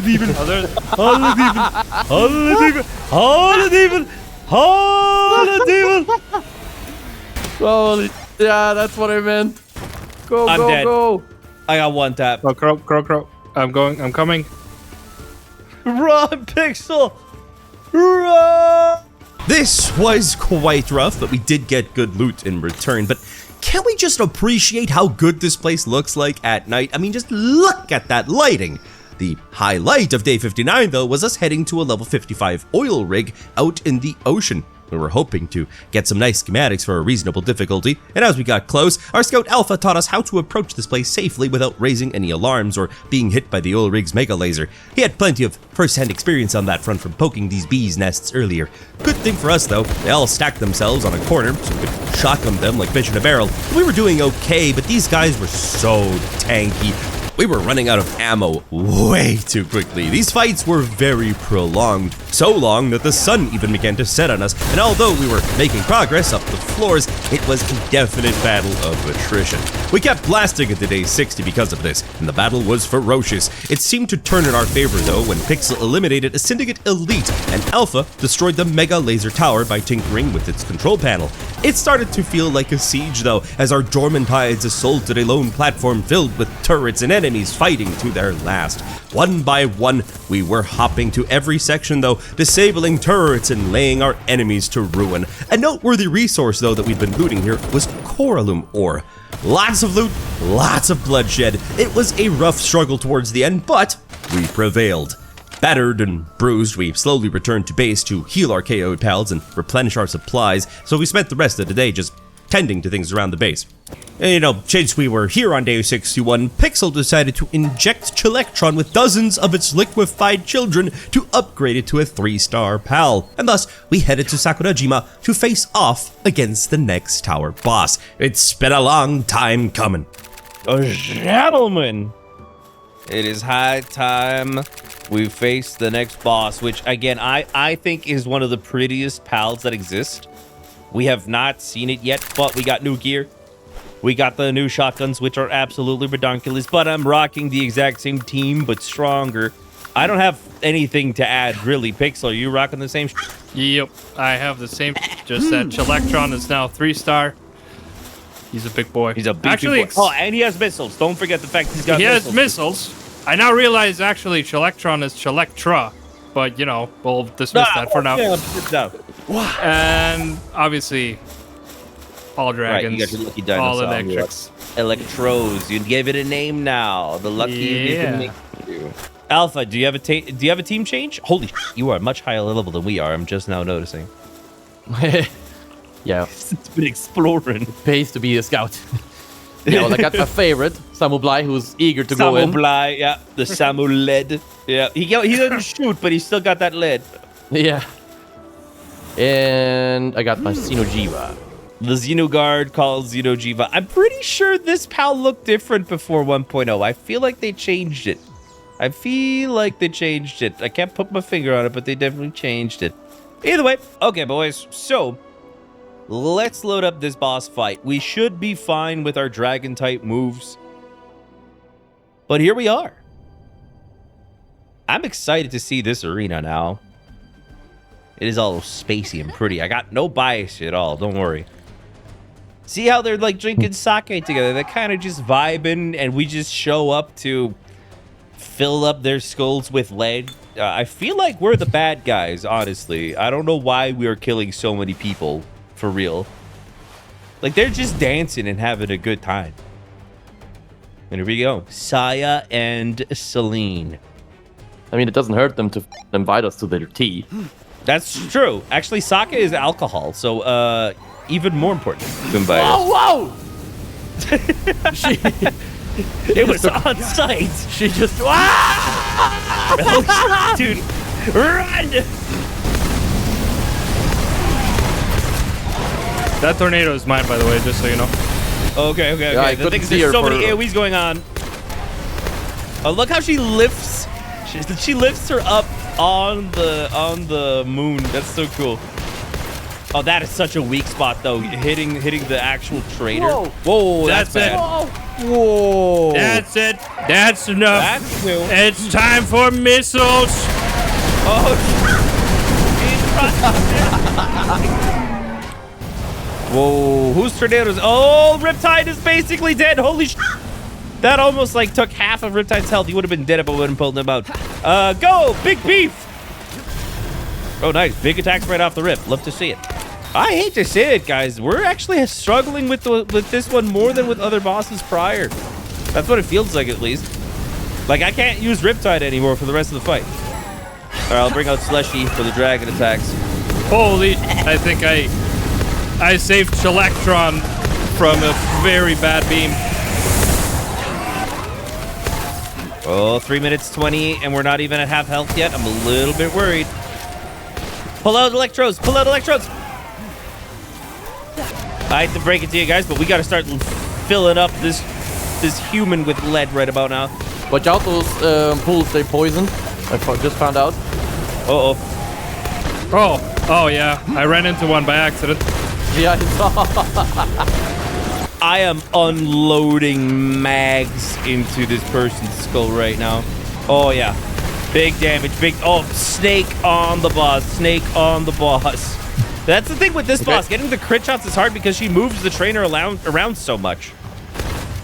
Don't worry, we'll keep switching. Oh, dude, look. That is so beautiful hearing all those shots go off. Oh, there's the Draco Meteor. Oh, that's a lot of juicy damage right there. Boom, baby. There we go. German Tide defeated Saya and Celine. Good job, boys. We got the Key Sphere of Lust, which I don't know how to feel about. I'm scared of our success. This boss got much harder, though. I thought we were going to have an easier time with this, to be honest.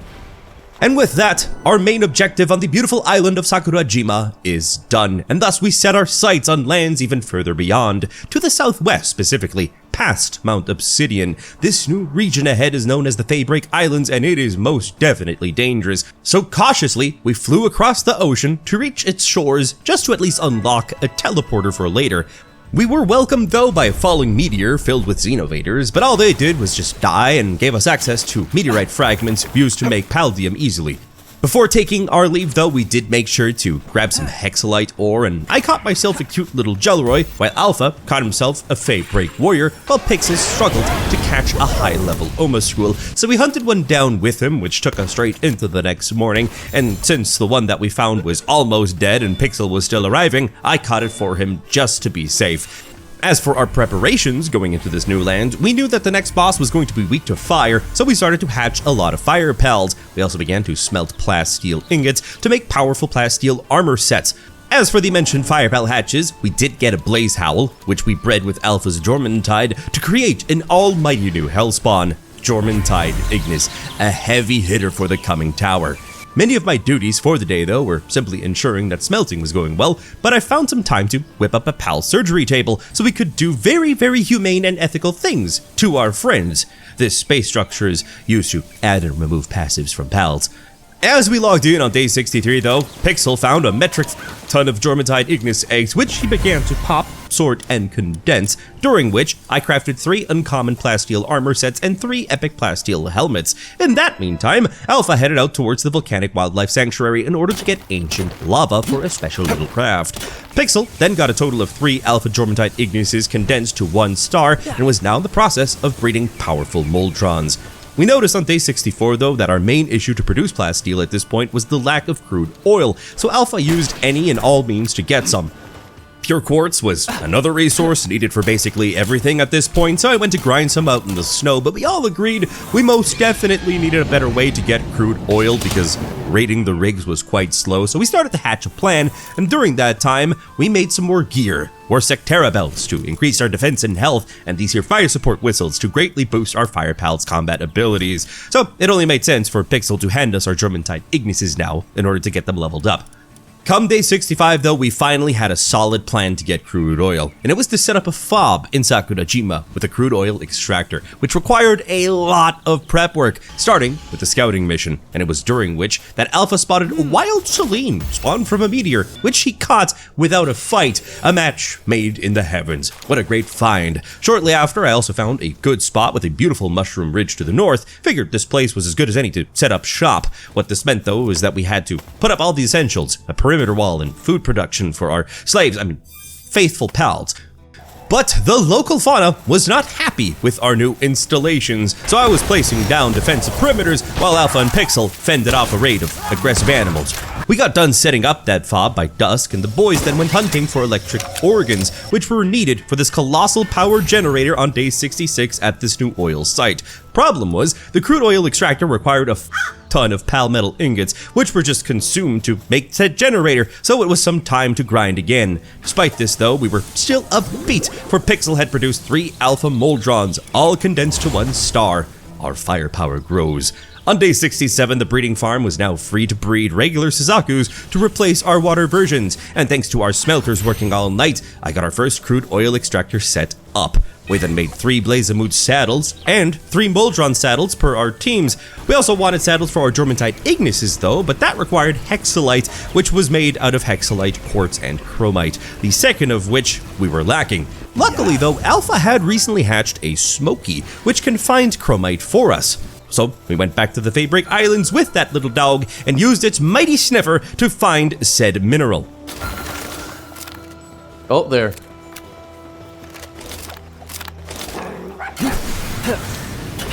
What is that? No! It killed it! You! You know what? Stupid. Do that, Selene. Holy shit. Vengeance. Perfect! On day 68, we had all the ores required, but apparently Hexalite ingots are smelted in a gigantic furnace, which requires a lot of complex materials to build. So yet another grinding session commenced. And while our crude oil extractor was working well, it just wasn't enough. So the boys went to raid some rigs to get some more of that sweet, sweet petrol. I stayed back home though, manufacturing all the components needed for this next base structure. On day 69, I then ended up overshooting a little bit and ended up with the supplies to make a second oil pump, all while the boys had a hoot of a time spraying lead. I placed down the second oil extractor eventually, which had me struggle to meet power demands though. We even used a recently hatched Azure main here, but it wasn't enough. Pixel then came back though, and considering he has a lot of our electric types, he got that power situation sorted. Alpha finished looting the oil rig as well and got us a schematic for an epic laser rifle, which is pretty sweet. All of our plans were going swimmingly, but plasteel smelting was awfully slow, so we built 3 more furnaces and let our best fire pals at them. And so at the start of day 70, while we waited for these resources to smelt, the boys went Suzaku hunting, while I spent some time to finally place the gigantic furnace, which means Hexalite ingots were now on the menu, and on the boys' outing, Pixel actually couldn't resist. He was frothing out of the mouth to catch a Tetroys, and after some ruffling and tussling, he actually finally caught one. By day's end, Alpha and Pixel had also caught enough Suzakus to condense them into a grand total of 3 Alpha Suzakus, which we bred to 2 stars each. But just for a quick recap to kick off day 71, we're in the process of preparing powerful fire teams in order to fight the boss of the Palpagos Islands. We were making some great pals thus far, but this train got completely derailed by us wanting saddles for our Drummondtide Ignis, which led us to produce Hexalite, which had decimated our power production. Solving this required hunting down electric organs to place a large power generator at our own base, but we needed a good pal to keep the lights on too, so we went on a beacon catching spree. So with tons of Thunderbirds captured, we united our efforts on day 72 to breed the most energy-efficient beacon ever seen. It took some finagling, but in short, Pixel got one bred with the Workaholic and Insomniac trait. We then swapped Good Omen's gender and slapped it together with the Newborn, all to get the best lightning fowl possible. The next morning, we condensed the resulting offspring into this bad boy to get a 4-star Alpha Beacon with Lucky, Insomnia, Workslave, and Sirius for one insane power producer. And you know, since our IRL power kept going out multiple times that day, we named it Siempre Ande. If you're from Paraguay, you know. Also by now, thanks to Hexalite being smelted, we made those 3 Drummondtide Igni saddles at long last. But with that done, we hopped on over to the operating table and there improved our pals. My Moltron was the first to get improved with Ferocious and Hardskin for more attack and defense, but we basically added Ferocious to most of our fighting pals and gave all of our Suzakus traits to improve their flying capabilities and stamina. But our battle teams were essentially ready. And so, with all that out of the way, in the early hours of day 74, we headed to the Palpagos Islands to scout this dreary landscape to find the next tower. And pals were caught along the way, of course, like this sadistic-looking splatterina. And inside a random cave, we found a Silvegis boss something, and we decided to catch it as a trophy. Our new fire teams were actually quite powerful, and we got to see this pal pull out a holographic shield, and quite adequately, Pixel was the one to actually catch it on his first toss. There was also lots of verticality to this vast land, and our Suzaku's improved flying came quite handy, allowing us to easily find and catch a ton of pals like a Kitsune Knot. I gotta say, this place seems to be full of dark-type pals, but still has beautiful sights like this crystal-encrusted tree by this lake. There's other interesting landmarks too. Just look at these twisting, gnarled trees reaching for the skies. Regardless though, we spent a lot of time this day unlocking teleportation statues and actually found a lot of baton schematics, so we went full goblin mode, not wanting to leave anything behind. I also found this unknown pal to me, a Nyafia. It was quite feisty and refused to get into the sphere, but I won in the end with much persistence. What? Why am I capturing all the cat pals? But you get the point. Our spree of looting and catching new pals continued for the rest of the day. On the morning of day 75, however, I read that Nyafia's passive skill boosts the player's shotgun damage, and we do have 3 legendary pump actions, so I started to craft 3 that are equipable for Nyafia, one for each of us, meaning the boys were out trying to catch their own, while also being sure to pick up dark fragments as they're needed for these new Nyafia shotguns. I joined the boys in this grind, but was in utter shock to have looted a Flame Emperor's baton schematic. Every time we go looting, we find something new and shiny, and logically we wanted to craft 3 of these because of the next boss being weak to fire and we're making fire teams, but these need ancient civilization cores, a massive bottleneck until you get to late game. We had no idea how to get these at this point. That aside though, by the end of the day, everyone in the party got Nyafia's shotgun at least. And that's all the prep that we could do, so on day 76 we headed to the southern areas of the Palpagos Islands in the direction of the next tower boss, and the surroundings here got trippy and purple, but I kinda like it. Boys, we have arrived at what used to be the final tower. I'm kind of excited. I've only fought this boss once. It's a big, beefy ice bear, and I think we'll be fine. The only concern that I have is that we don't have the Flame Emperor's baton, which I was looking forward to. But either way, I have Iridium because of the recent Planet Crafter video, and it kind of looks like that shade of red. Then, instead of Riptide, I have Tide Rip, so he's just, you know, a distant relative. Then, as for my shotgun kitty, I have Spirit, based after the band Spirit Box, which I recently got to see. Then, my first ever Blazemoot, Becky, because, well, quite frankly, Becky Smash, as you can see right there. And then, my Moldron is Agnator from Monster Hunter, just a little bit of a reference. And the ones that I have starred are the same that the boys have. So our Jormuntides are 1 star, our Blazemoots do not have any stars, our Moldrons have 1, and our Suzakus have 2, but I feel like the teams slightly differ a little bit. What do you have, Alpha? I have fire aku. Fire aku. Yeah. Then I got my blaze of mama. Blaze a mama. And a charming Fia hunt. Oh, yeah, the fire doggy. He's a good boy. Yeah, he's a really pretty good boy. This is Burn and Tide. Burn and oh, I see what you did. We went from German Tide to Burn and Tide. Okay. Yeah. And I got my favorite, Celine. Oh, she had to be here. She makes no sense in the team, but she's just too cool to not take along for every fight. Yeah, exactly. That's just too cool. Where? What do you have, Pixel? Well, I basically have the same team as you have. I have Avion! Well, that's what my kid called this one, at least. Oh, okay. And then we have Boom Kitty. Boom Kitty. Nice. We have Ajara Khan. Nice, of course. Had to be here. Other Monster Hunter reference.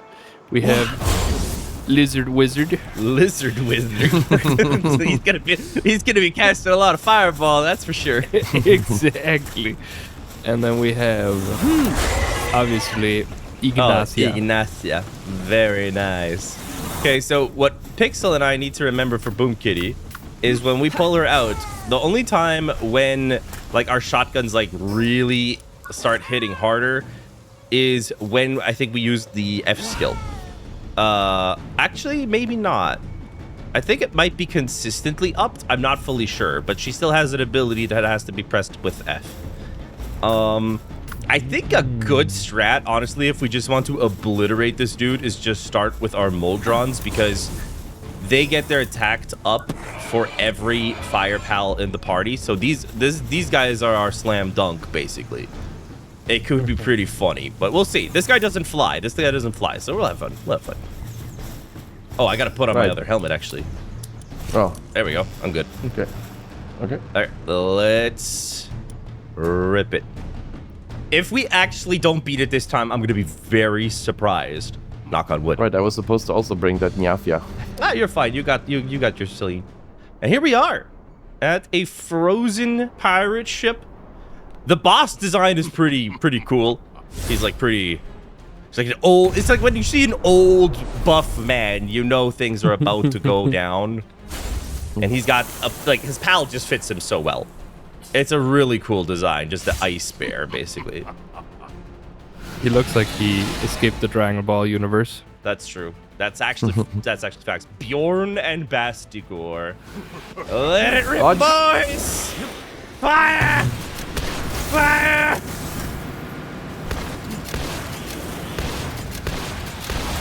He has quite a lot of resistance to the shotguns. Ow! The first attack I do is reloading. Oh. Oh. My shields are gone. I'm Mine watching too. Agnator's health. He still get hit The pretty guy- hard. Sorry? The old guy up there is not weak from the back. Oh, what? Okay, so that's why I keep seeing the shield symbols. Yeah, he's from the side and from the front. I guess Interesting. escape is. Oi. Good observation. Oh, I just shot Lizard Wizard in the head. I'm sorry. I'm pretty sure that only tickled him. He's only vulnerable to magic damage, I think. You know what? Just for the lulz. Go! Spirit!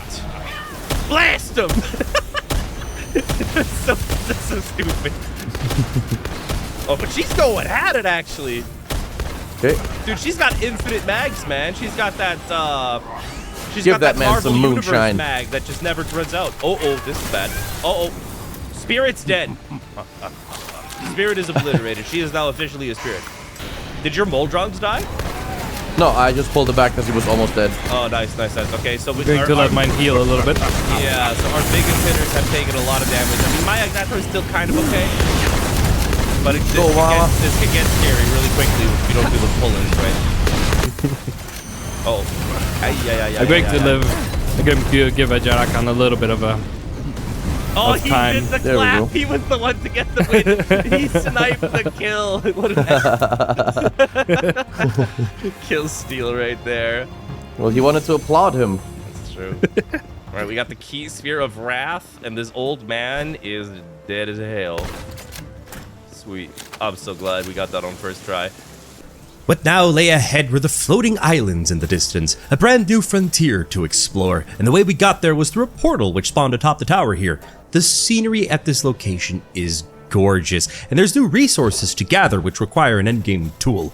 We also could see a permanent tornado in the distance. By talking to this Sunreacher citizen, we found out that said tornado sealed a tower in which Lady Auri awaits us, the next boss. Legend says an outsider will shut down that barrier in order to face her. We then all had to individually go shut off these ancient power sources in order to gain access to that location. Some, though, were more guarded than others. The next day continued with us clearing out the power sources. While Alpha and I were looting, though, Pixel found a weird floating orb. His curiosity got the better of him, and as he approached it, he got swallowed up and teleported next to a sleeping jet dragon. While Pixel was struggling against that boss, I myself found a boss as well, a new pal, Ophidia, which is incredibly pretty. I immediately tussled with the beautiful beast, and I gotta say, it is just as dangerous as it is gorgeous. Sadly, though, I had to kill my Ophidia as I ran out of good spheres. Pixel, however, I'll try just whatever. I'll try an ultra. 1%. Yeah, no way. You know, 1% is still a percent. Yeah. Dang, dang. You went into an ultra sphere. No. I'll try 2 more, and if it doesn't work, then I'll blow his head off. Oh. Oh.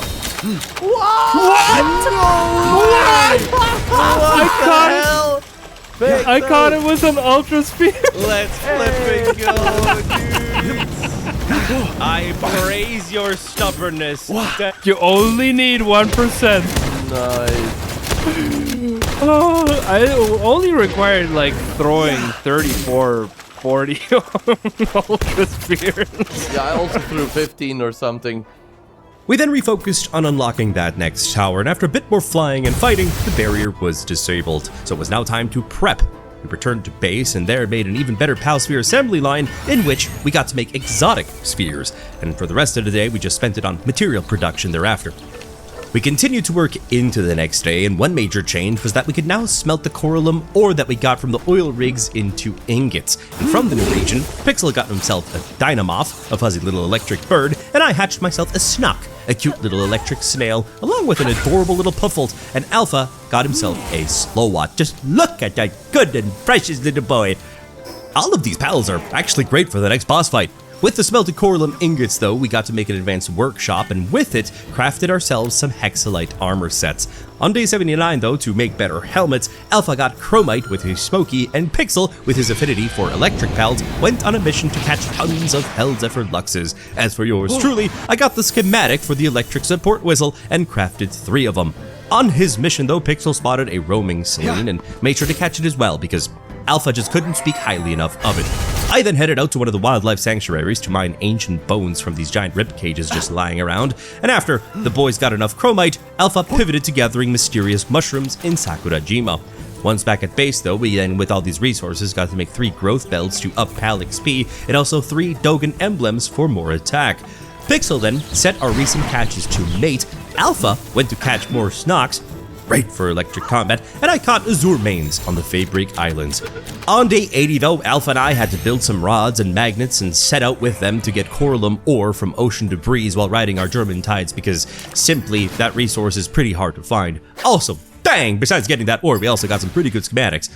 Pixel, in the meantime, was just vibing, making sure that our pals were making babies, and I also found a duelith knocked boss when I approached this ominous island, which I just couldn't resist catching. I also tried to fish at one of the glowing parts.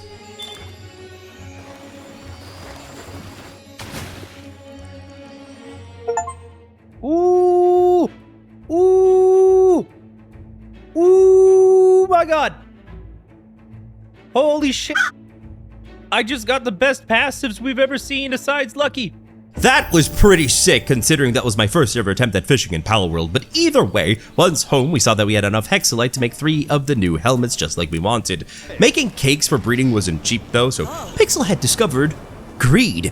You see, he was catching and selling golden domuds on the black market in order to buy all of the ingredients needed to bake cakes for his ever-growing breeding program. He even managed to catch himself a lucky Hellzephyr Lux on the morning of day 81, which most definitely will be added to the mix. Alpha then just went to go get some Slowats all day long, and Pixel and I sent some spare pals on an expedition in hopes of getting some ancient cores, because very soon we are going to need a whole metric ton of this very limited resource. I also got around to building a retrieval machine, which allows us to pull resources from the entire base, which then just spiraled into upgrading our base level all the way up to level 24. And to kick off day 82, I just decided to make a Ring of Mercy for Pixel to help his pal hunts. And just to recap, we're hunting and breeding electric pals as the next boss is a water type. And even though Ari's the last tower boss technically, there's still a major obstacle after her that we must overcome before heading to the mysterious world tree.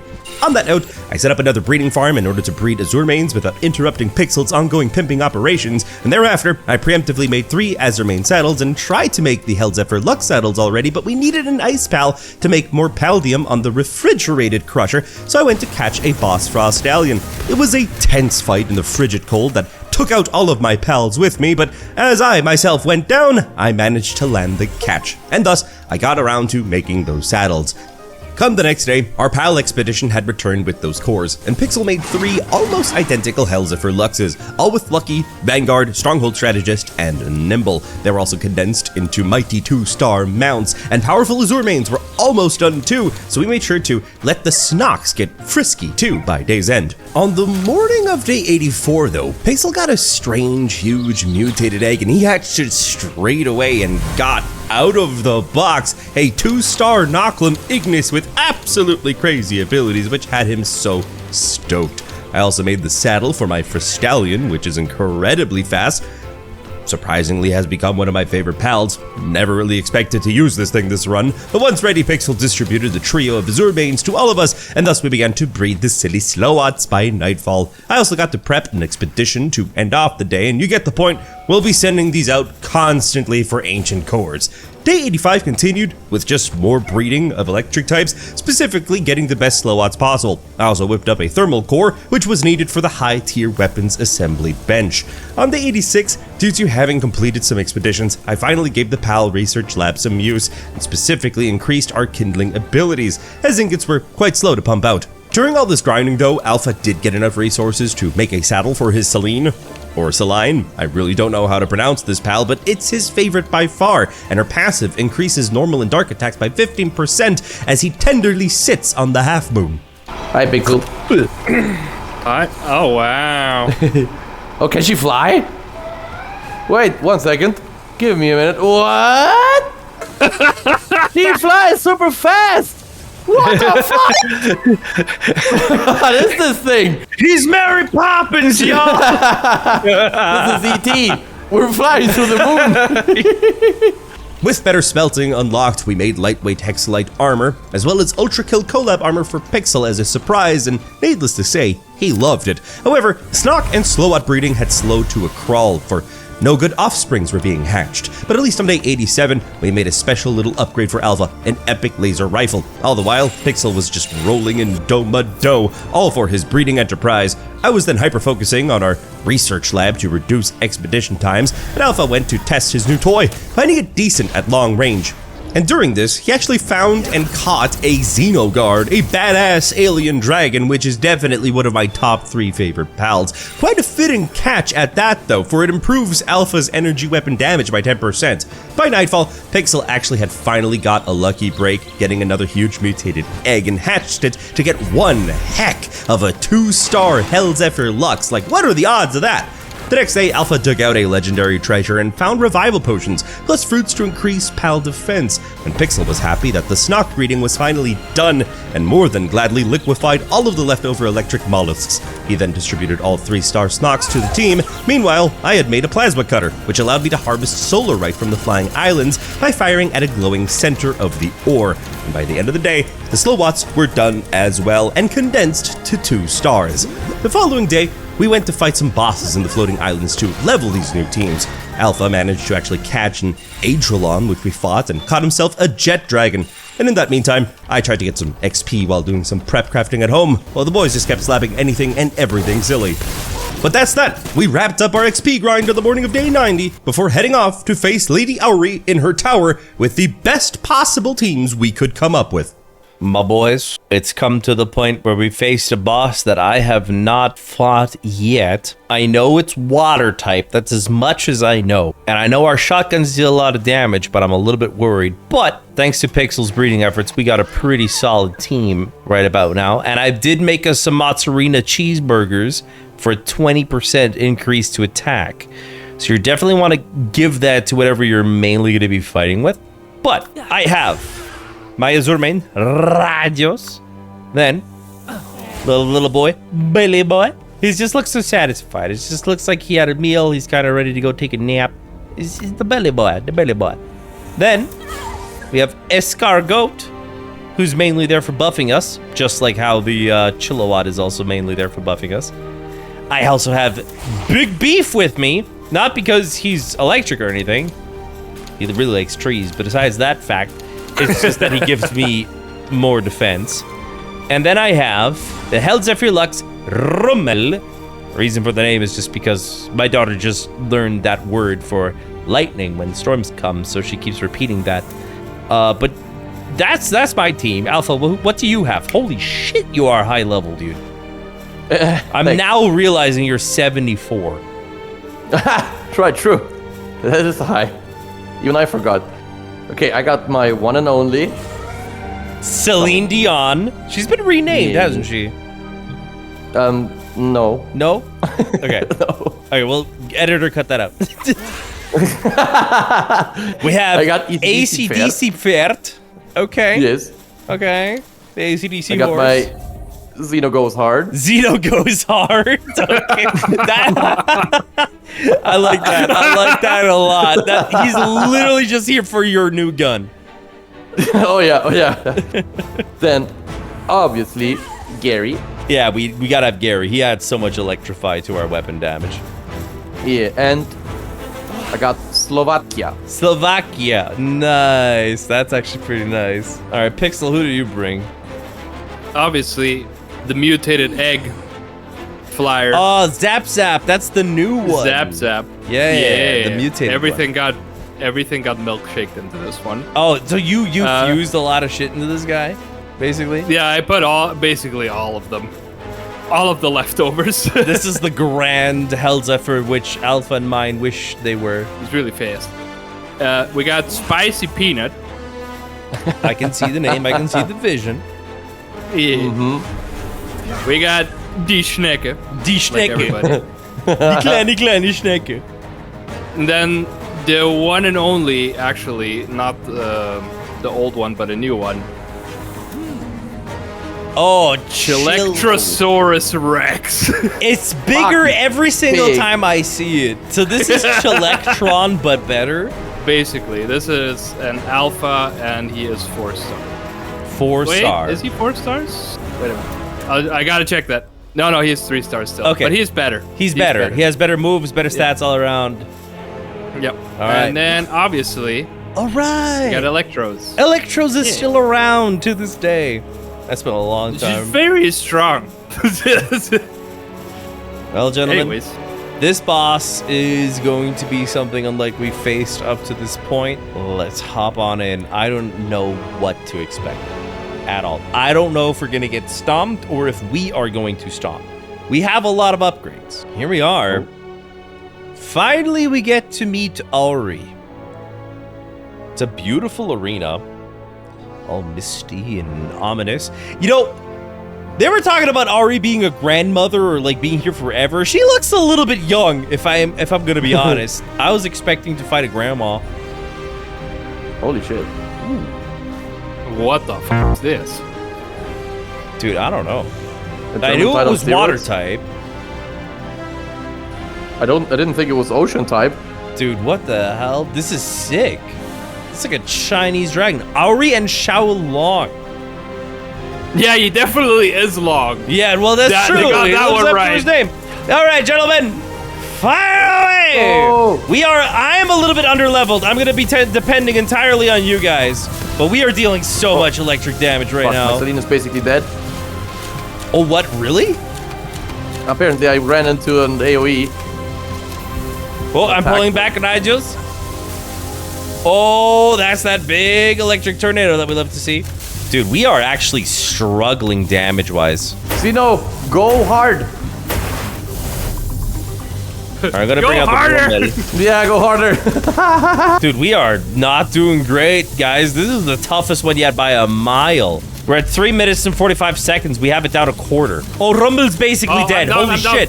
I'm Holy down, shit. I'm down. I'm coming, Okay, I'm coming. I got you. Xeno, your turn. Nice, perfect, shocking. Rajos I is can't- dead. can't- Rajos is dead. Go, belly boy. Whoa, whoa, the hell whoa, is whoa, happening? whoa. What is this? What is is this? happening? Whoa, This whoa, is whoa. unfair. Go to the pillars. Go to What? the pillars.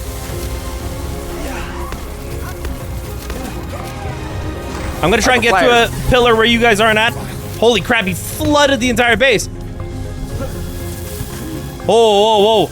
Okay, be sure to hop away if he starts attacking your pillar. I'm gonna pull up my flyer. That's a good idea. Two can play this game. Oh, shit. Oh, man, my flyer's dead. My flyer's dead. Holy shit. Holy shit. What is this? Oh my God. Draining, going down. Whoa, whoa, whoa, whoa, whoa. I'm getting Pixel. I'm getting Pixel. Keep him occupied, Alpha. Thank you. Belly Boy is completely fucking annihilated. Yep. Go, Escargot. I'm running out of electric types. Escargot is dead. Fuck. All I got is Big Beef. Holy crap, this is hard, guys. We have less than a minute left. We ain't beating this. I am blasting him in the head right now. It is not enough. Same. Oh, we're doing so much good damage towards the end, but it's just not enough. 15 seconds. Damn. All my pals are dead. Every single one of them. 7 seconds. 2, 1. Timeout. We were so close. Oh, man. That hurts. At least it was to a timeout and not like completely annihilated. I mean, my butt's pretty sore. She proved to be too much, what can I say? It didn't help though that we were quite clumsy in that fight and a little bit arrogant. The flooding also caught us completely off guard, but all we could do now was return home and heal our pals as we restructured our strategy to take out this overgrown flying worm. As per our preparations, day 91 started with Pixel breeding a ton of herbals from the breeding farm thanks to the one that Alpha had caught near the start of the 100 days. So while Pixel was busy getting those prepped, Alpha and I went Oma school catching. Once we were back though, we set the Oma schools to breed for a specific plan in mind, and Pixel gave us each 2-star herbals. Y'all lovelies will see them in action very soon, for it was time for a rematch with Auri. All right. Oh. Round 2, baby. Be sure to this time pull your pals back more than last time. Oh crap, he still does a lot of damage. Go, Rayos! The thing is, he's such a thin little noodle. Oh, look at how much electric damage he's taking. Holy crap, but getting headshots in on him is a big difference. Nice, Tornado. Oh, look at how much better we're doing this time around. Oh, Chilectrosaurus Rex is out. That's maybe why. AC/DC Fiat is almost dead. Watch out. Yep. I'll keep Celine for later when we fly, when we have to fly. Yeah. Okay, here we go. Like now. Yep, pulling. I'll go to the next one. Oh, he tried to hammer me there.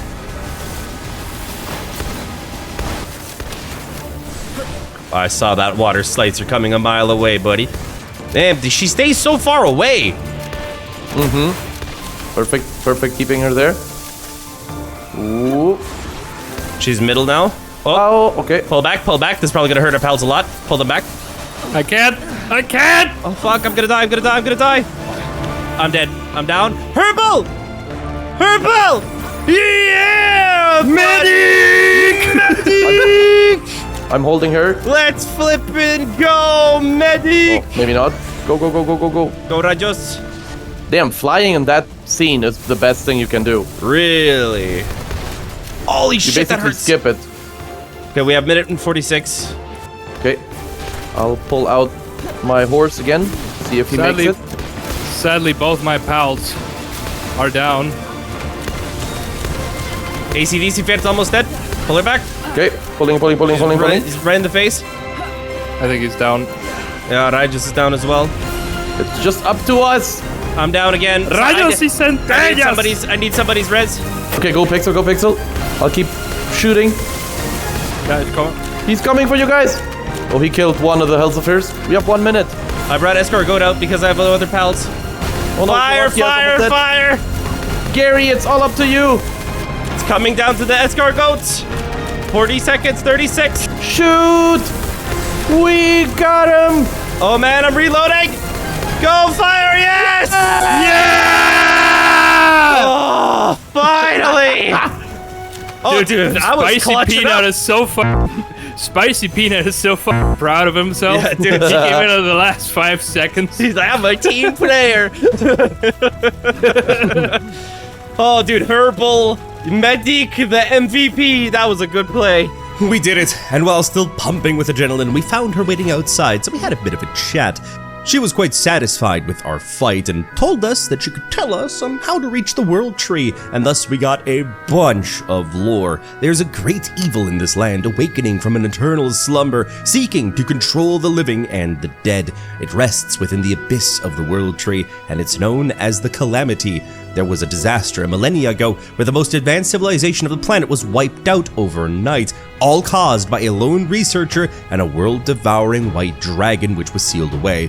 But the problem is, even though it's currently asleep, it actively is draining the life essence of the World Tree, and if the tree dies, the world ends. So it's up to us to put an end to the calamity once and for all. And to get to the World Tree, we're going to need a guide through the barrier, and that guide is Panthalus, the giant whale pal which we've seen. Only problem is, we gotta beat him in a fight first to prove ourselves.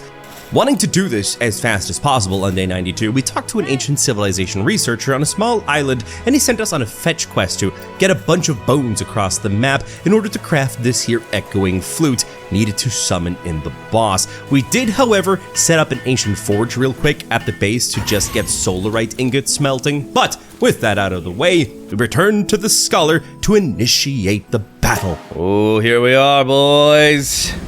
It's time. This feels different. Fighting a boss without a tower, having to do a special quest prior, but you'll have seen this boss floating around the island because some of the patrons and YouTube members have been actually catching this dude. Holy shit, that's him? Yep, it's the big. Damn! Is he going to be judging us as much as the one floating above our base? Indeed. Here we are, legendary Ocean King Panthalus. There is no timer, but oh, never mind. It is a 10-minute timer though. All right. Yep. Pull out your flyers. It's time to go whaling. Oh, Yeah, he is a big boy. Whoa. Holy shit. That is a quarter of my health gone. Oh, wow. Okay. Watch out for its waves. yes.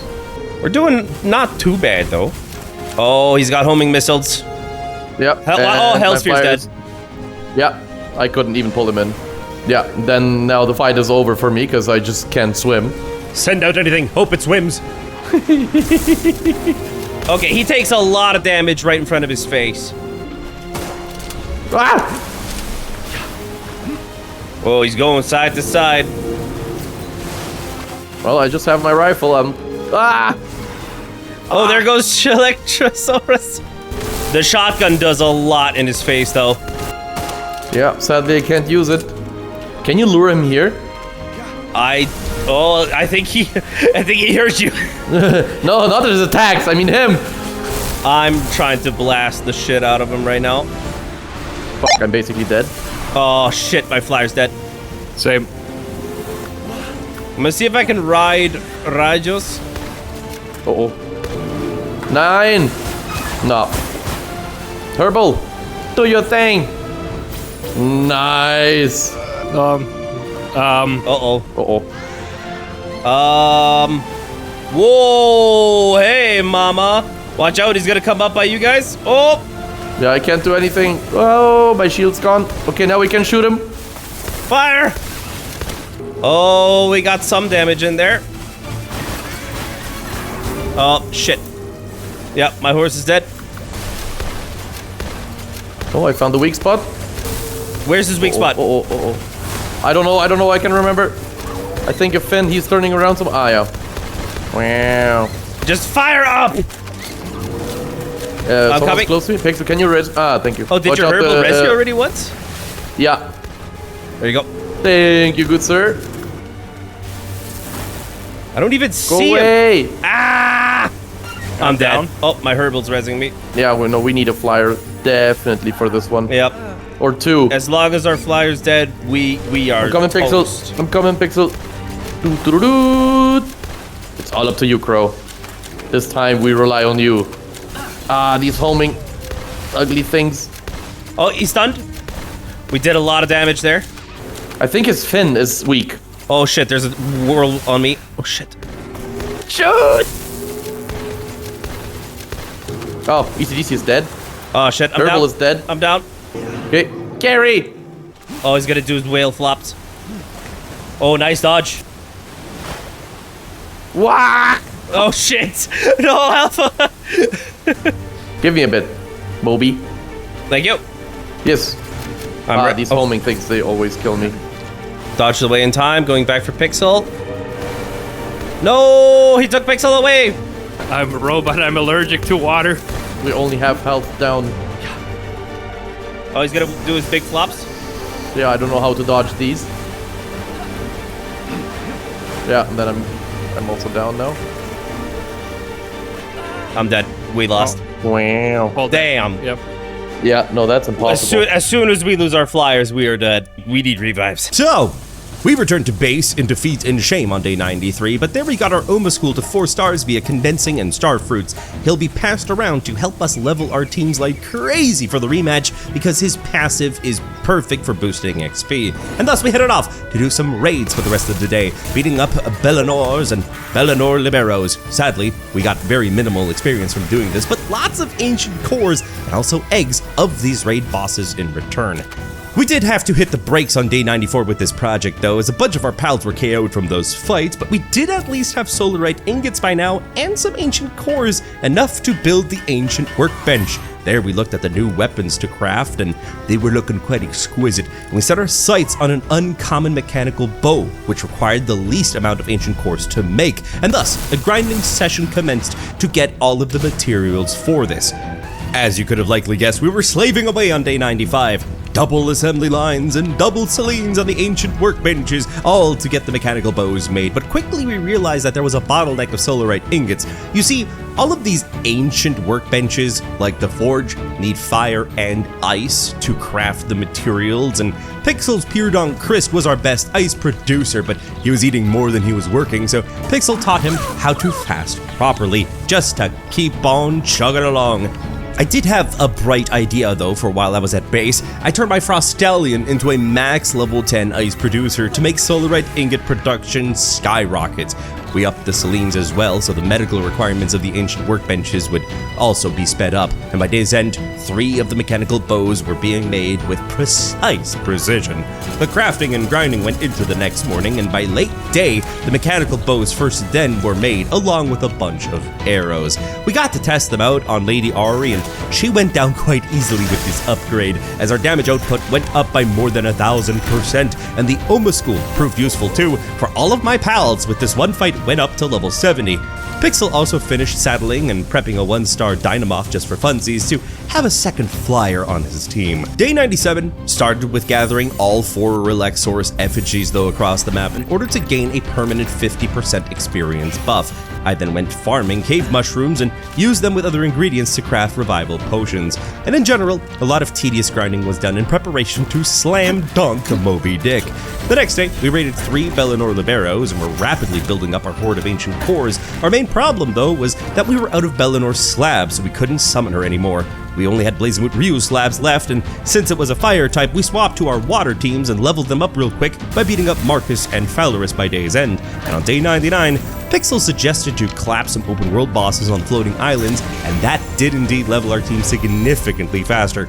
We then faced off against Blazemoot Ryu, and we were doing very well, but then his mode switch turned him into an electric type, which was Not too great considering our team's composition. He's gonna smash.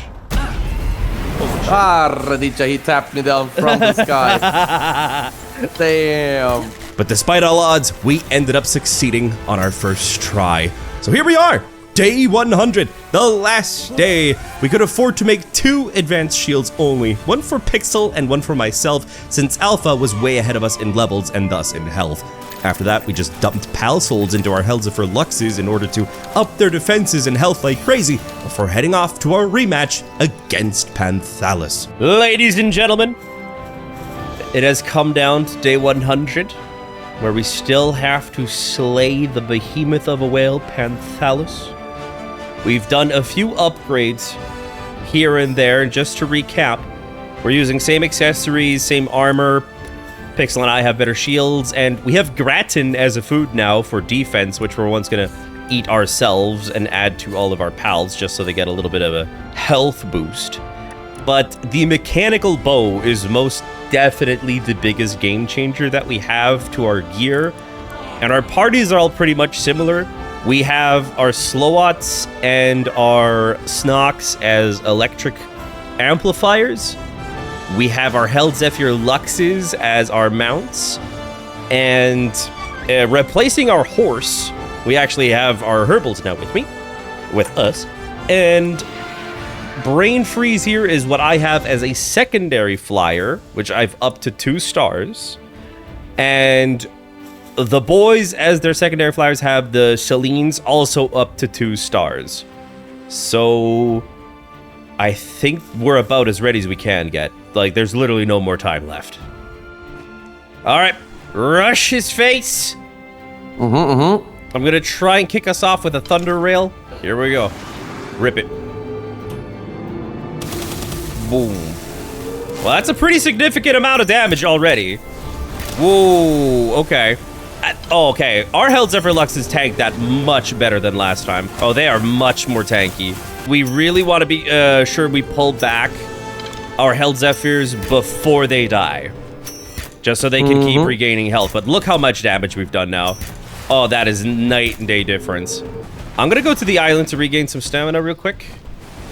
Oh, you can regain just on the water. Oh, okay, cool. Yeah. Just go all the way down. Oh, fly up. Ooh. Oh, that hurt. You don't want these waves? Big damage on the crystal. Big damage on the crystal. Owie. He does. The thing is, he's so big, but then his turn speed is instant. Yeah. And then you can't hit the freaking crystal. It's just like the characters when they aim. Whoa, mamacita. Okay, he's gonna do another flop, and then we'll be able to hit the crystals pretty nicely. Okay. Pretty sure. There. There we go.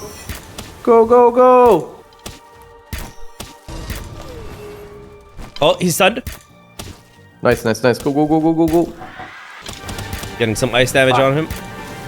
We almost have him down to half. Oh, that was half bad. We do have those revive potions just in case something really starts going south. For the pals, yeah. Yeah. Our herbals are our revive potions. Yeah, exactly. The good thing is, because he's so big, he gets a lot of hits from big AoE attacks.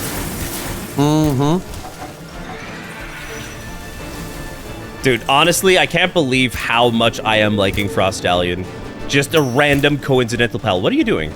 Okay, he's going up, and he's getting all sparkly. Oh, he's doing water pillars. Okay, watch out for these tornadoes. They move. Owie.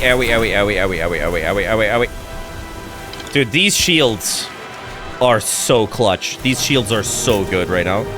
I'm using the goat mechanism, not get hit. Oh yeah, right. In memory of Goat, we will slay Moby Dick. Oh, his tail is weak as fuck. Really? I'm having a hard time hitting his crystal weak spot. Okay, what is he doing? He's doing a call. Oh shit, pull up! Pull up! Go up! Do a barrel roll.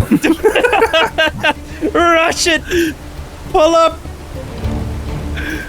Tsunami. Oh yeah, like he tries to sandwich you there. Okay. Damn. We got basically 5 minutes left. But the thing is, whenever he goes into these moments where we can't hurt him, it's a big loss for damage. All right, lay on the pain now. I say as I whiff my biggest attack. All right, 2 can make tornadoes, you stupid bitch. Oh, what is he doing? Watch out. Watch out if he's doing waves again. Tornadoes. Oh, tornadoes. Okay. 3 minutes, 45 seconds. So we're really going to have to hit him hard once he comes down with our big thunder attacks. All right, he's going to come up right there. All right, thunder attacks. Go. Thunder railing him. Yeah, look at that damage. Look at that damage. That ate a chunk. That ate a massive chunk. Oh, we almost got him. Holy shit, that Selene hurts him. Oh, yeah? Oh, yeah. Selene and Alpha. An unexpected friendship in this journey. Oh, what is he doing now? He's almost dead. Go on! Oh, shit! I'm being sucked! Up. Oh, You know what? I don't know if I'm gonna make it. I just gonna moonshine him in the meantime. Don't Oh, mind yeah. me. F him up. We can hit him into the crystal. And he's down. He's down to 1 He's HP. down. We did it, boys. Down he goes. He is out cold. I'm gonna throw an exotic sphere right at him. Kablamo. And that right there is a mission success. Nice. And we all get a Panthalus by doing that. Nice. And just like that, we beat Panthalus and were invited to the World Tree. So we pulled out our whales and went on a great migration across the sea to the sacred site. And once at the foot of it, we went straight to an altar and got to activate the device. And thus, having gained the loyalty of this great Leviathan, we stood atop its back as it effortlessly undid the barrier before us and flew on in. We were then granted access to the brand new map, simultaneously ominous and quite beautiful. There's so much here to explore, it is actually quite massive, and we did find a person, surprisingly just chilling at a campfire, who is part of the security detail of the World Tree. Said guards consist of only 3, and he states that the Calamity could wake at any moment, and we're told its name, Astralim, and its master Zenara, a biologist who initially cared much for pals, but now is history's greatest sinner. We also learned that these guards have transcended mortality and have lived here for a millennia, as he then begged us to just finish the job that they started all those years ago. My lovelies, as you can tell, as per our 100 days, we have sadly run out of time. This is as far as we've gotten this run, but I'm very proud of the team. This is much further than I expected us to get, but I don't want to leave y'all hanging this close to the end. We are literally at the doorstep of the final boss. So, this is where the 100 days journey officially ends, and from here, bonus content begins. Because literally on day 101, I found the entrance to the final fight, but we need to beat 3 bosses first to remove the seal. Alpha was also stoked to find an ominous egg just lying about here, as well as noticing wild Trillines roaming about. As we explored this gorgeous region, one thought dawned on us though. Alpha wanted a powerful dark team, Pixel an electric one, and I a dragon team. So once back at base, Alpha hatched that ominous egg and got us Selene, a new member for his dark party. We also started to produce soul spheres to catch all the powerful pals by the World Tree. I also made sure to catch a Braloha to increase egg breeding speeds. On that note, to start off day 102, I caught myself an Agelon and made it breed with the one that Alpha had caught earlier, and Pixel had wandered off to hunt some Orzerks for his electric team. And while inside the World Tree doing so, he found out that we can get ancient cores here in ample amounts, so we were most definitely relieved. A few other materials that the boys got to grab, thanks to that they had drank some holy tree water, was mythical wood and palaxite, while I was just at base tending to all of the necessities. On day 103, Alpha had also found radiant gems, which supposedly can help awaken the true potential of pals. How much content did Pocket Pair add in 1.0? Pixel, ever the breeding master of the team, was in the works at this point of making great Adrelons for Alpha, and to help this final stretch of pal prep, I bought Pixel Star Fruits 1 through 4 to max out his Grintail and Sir William to increase the chance of duplicating eggs and alpha hatches. A new PAL that Pixel had obtained this day was an Enjishi, which is incredibly helpful around the base, but on his second outing, Pixel was able to catch some of the Orzerks finally. You see, they can be a little bit tricky to find because apparently they are stupidly aggressive and die in fights with surrounding pals all the time. As for Alpha, he was tussling with a lucky Roje at the end of the day, which he really wanted for his team, but he had spent all of his spheres, but I brought him a swift delivery, which allowed him to catch it. The next day, I went out and caught myself a Shadow Beak, not because I wanted it, but it was right there, I might as well, but I did have a rough time catching an Agelon Ignis for my team, but I succeeded. Thereafter, I went to catch myself some Chillet Ignis, which at this time was also when Pixel was done breeding a 4-star Orzerk for himself. But the good news doesn't end there. He got lucky late in the evening by hatching 2 amazing Jormuntide Ignises out of mutated eggs and gave me one while the other was just assigned to the base. Day 105, a great Agelon with burly body, ferocious, hard skin, and runner was ready for Alpha, and he enjoyed the speeds granted by this new man, let me tell you. Pixel then started working on his next project, an Agelon Ignis for yours truly, as well as just continuing his efforts on breeding a great Roje. Day 106 started by me turning my gifted Jormuntide Ignis into a 4-star, and Pixel was able to get a 4-star Lucky Roje out with Runner for Alpha. His pals will have him zooming across the skies, and seeing as we're running out of Solarite constantly, Alpha went out on a resource run for said mineral. I also started to breed the Chillet Ignises that I had caught, and we were also trying desperately to pump out Palexite ingots for the next crafting tier. So the next day, after one Blazemut Rio raid, we got enough ancient cores for a very important structure, the Ancient Relic Recycler, which was used to crack open the ancient relics we've been getting in the World Tree. And as we cracked them open, the floodgates of loot opened for us. We were swimming in ancient cores, so finally we were able to make an advanced shield for Alpha. Our bottleneck was no more, but doing so required more World Tree holy water, so Alpha was sent to obliterate everything that moved, breathed, and blinked within the World Tree to acquire more. So on day 108, I got myself the Lord of Lightning schematic and the Fenglope Lux ring schematic, and since ancient cores were no longer a problem, I crafted these pristine items of power for Pixel. Thereafter, I did the same with the Dark, Dragon, and Fire versions. Pixel was also finally done with a 4-star Agelon Ignis with Runner, Burly Body, and Ferocious for me, and I improved it further by giving it Dimensional Leap from one of these relic chips. And so, with breeding camps open again, we got a pair of Blazeboot Ryu spankin'. The next day, I started the process of whipping up an uncommon heavy assault rifle for Pixel, very crucial for his team composition.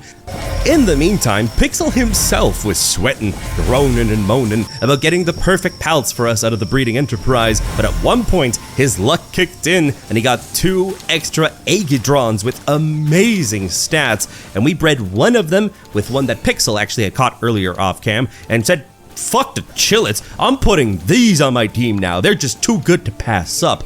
The one leftover Aegidron though had lavish hospitality on it, so we gave it to Alpha, considering he is the one doing loot runs in the World Tree and this passive actually gets you more supplies. But do note that by late evening, the heavy assault rifle for Pixel was finally done crafting. On day 110, at long last, we had all the spare resources to make 3 giant pouches to increase our inventory capacity, and the entire day was just spent on breeding and item production, but at least by the end of it, Pixel made an ancient kitchen needed to make even better cakes for breeding. And you know, since we were doing so much breeding, by day 11 we decided to gift Pixel a new incubator to hatch batches in record speeds. And because of this, I got a 4-star Aegidron with Immortality, Eternal Flame, and Heavyweight. Thereafter, Pixel also condensed a Max Star Blazemut Ryu with Blood of the Dragon, Eternal Flame, and Serenity for myself as well. Using our trusty operating table then, I put Sanctified Meat Shield on my Aegidron and Twin-Edged Holy Blade on my Blazemut Ryu. And so, with my team basically bred up, it was time to focus on Alpha's team, but we were relieved to see that basically the Solin that he had gotten earlier was great. So we just got the one he had to 4 stars via fruits, and the next morning we saw that Alpha's original, Celine Dion, wasn't bad at all and already had 2 stars, so we just fed her fruits to get it to 4. But of course we got around to adding some special chips to it thanks to all of the ancient relics we've been cracking open, in this case, Immortality, which makes her more powerful and tanky. And, of course, Pixel put on God of Destruction onto his Chilictrosaurus Rex, which just makes total sense. We wanted to be the ultimate rocket-launching dinosaur lightning pal after all.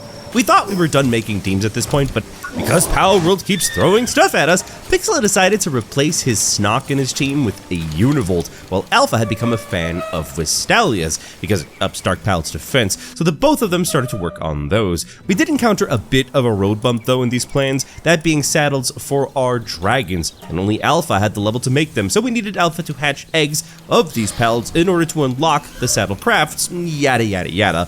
So first, on the morning of day 113, the saddles were made, and now that I can ride my Fireboy, I just had to race Alpha. Okay, Alfajor, our scout, our fastest man in the team. I have finally been able to ride my Firebird thanks to you entirely. That was entirely your effort to get this saddle made. I think these are the fastest pals in the game. Now, the thing is, your party is full of dark types, right? Yeah. Okay. Both of these get sped up by either dark or fire or dragon or whatever. I have a herbal in my party, so I'm getting 1 speed boost less, but I have, on my boy, Dimensional Leap and Runner. So I want to see how this goes. I would like to race you, good sir, on this fine day, on this lovely morning, to the bridge at max speeds. Okay, now. All right, on 1. Okay. 3, 2, 1. Wow! Yeah, yours goes faster. Dude, holy shit, this is so fast. This is so fast, dude. Holy shit, this is insane. Yes. Nice. Son, that is crazy. I do get hungry like a motherfucker with Dimensional Leap on. Hunger rate, 15% depletion faster. But that's pretty cool. Look how far we got with our teams, dude. This is crazy. Yeah. Pixel then finished his team composition with a 4-star Univolt, which increases his electric damage on enemy weak points by a ton. Alpha then got himself a Westalia up to 4 stars as well, finishing off his team too. And thus, we proceeded to make 3 sets of epic ancient armor. It looks so flippin' cool with its gold accents and white armor plates. And amongst the insane endgame grind, we also found the time to make 3 hypergliders too. On the next day, we were basically just grinding resources and making components, but it all paid off on day 115 as we were able to craft 3 ancient shields, the best that money or blood, sweat, and tears could buy, though it took eons to make. Eons, I tell you. But with that out of the way, we spread out to level our pals and grind some radiant gems for our best fighters. This meant that the next day was entirely spent on doing exactly that, just grinding levels. And so by mid-morning of day 117, I was the last of the 3 of us to hit level 80. We then applied as many awakening crystals as we could afford to make to our primary fighters. But then it was time. Our teams were ready to rumble, and thus we set forth to break the seal of the World Tree, which required us to best 3 guardians.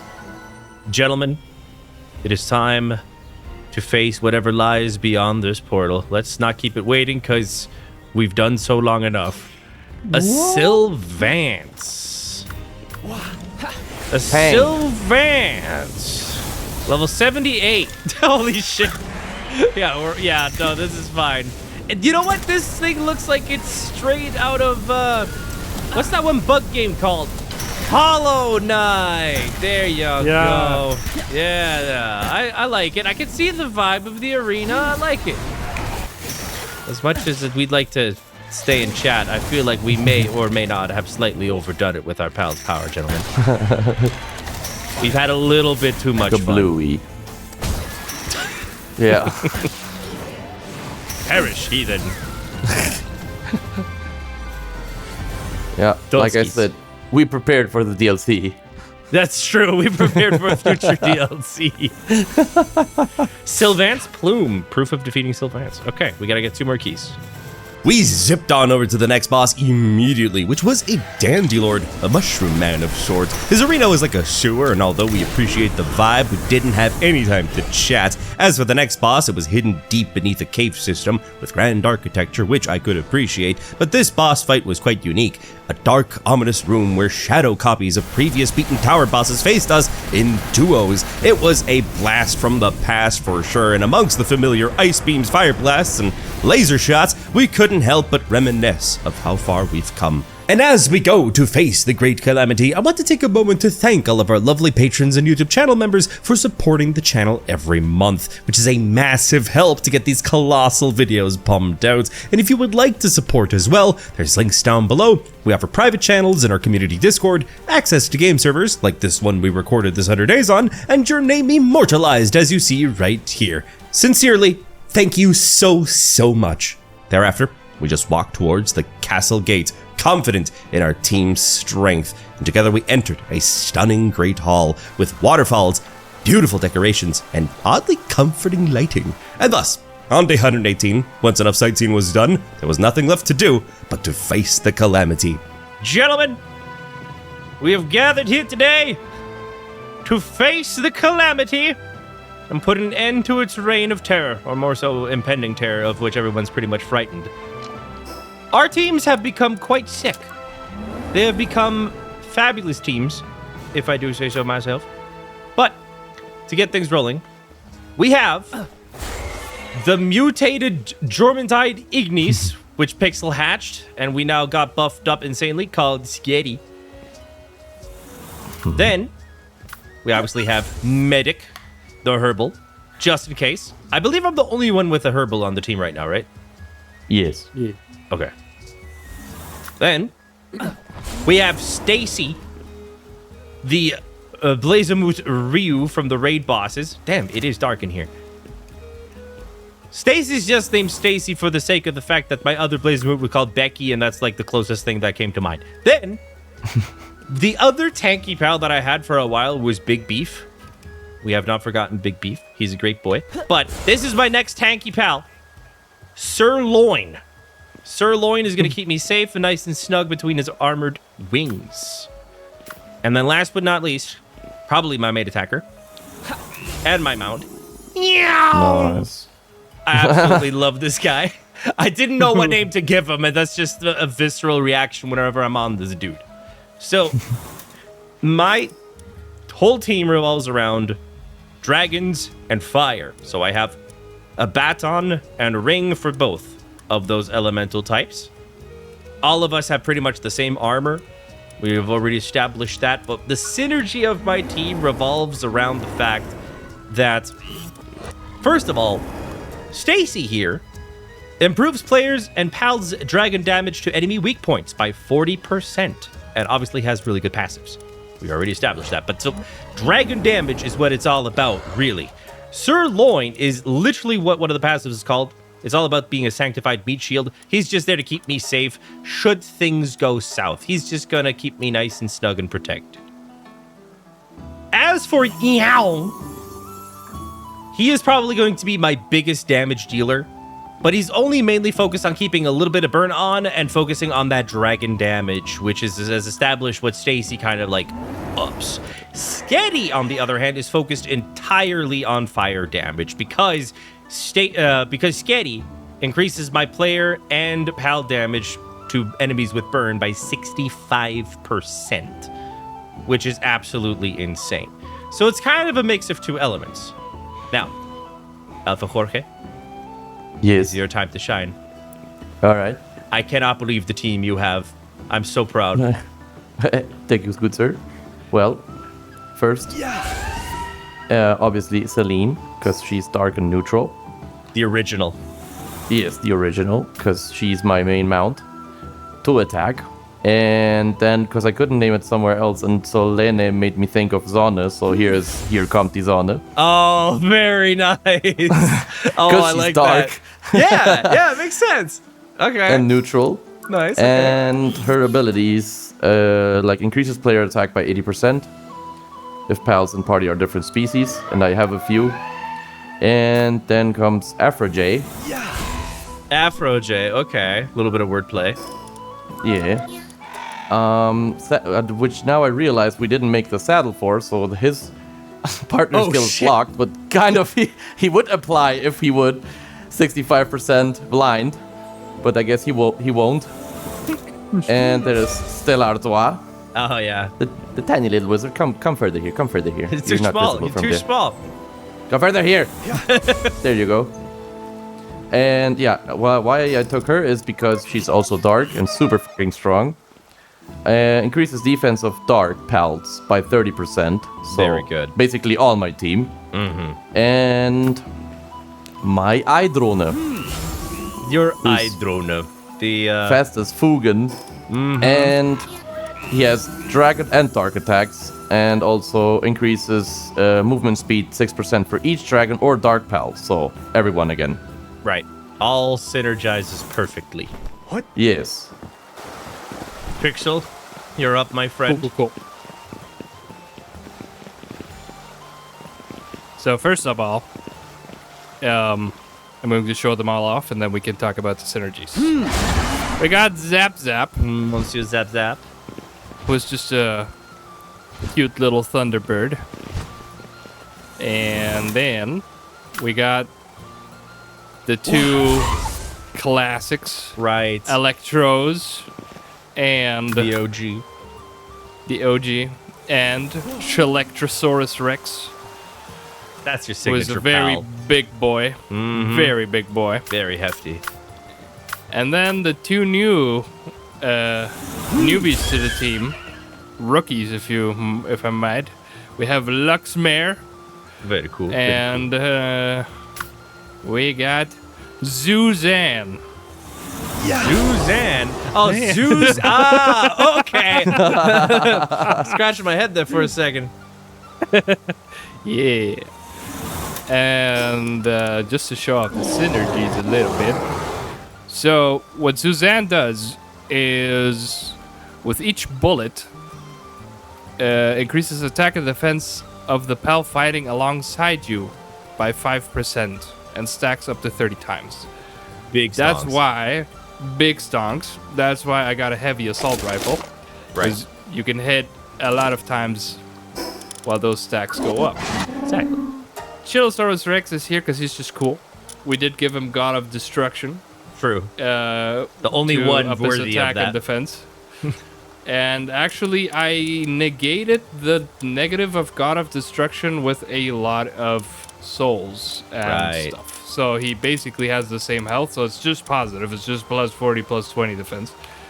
And then we got Zap Zap. Obviously, he changes attack type to electric while I'm mounted on him, which will work together with Suzanne to apply even more. And Electros is actually here because she increases defense by 30%, just like Alpha's little wizard. True. True. For all the electric ones. And then Luxmare is here because he improves electric damage to weak points by 40%. So all of these are supposed to help each other deal more electric damage. Oh, that is beautiful. It all synergizes perfectly. Now, there's only one thing. Alpha, we're gonna go make that Roche saddle. I can't. My brain can't deal with it. We're gonna go make it. We're gonna go make it. We'll be back. We'll be back. All right, we got the saddle. We're ready to rumble.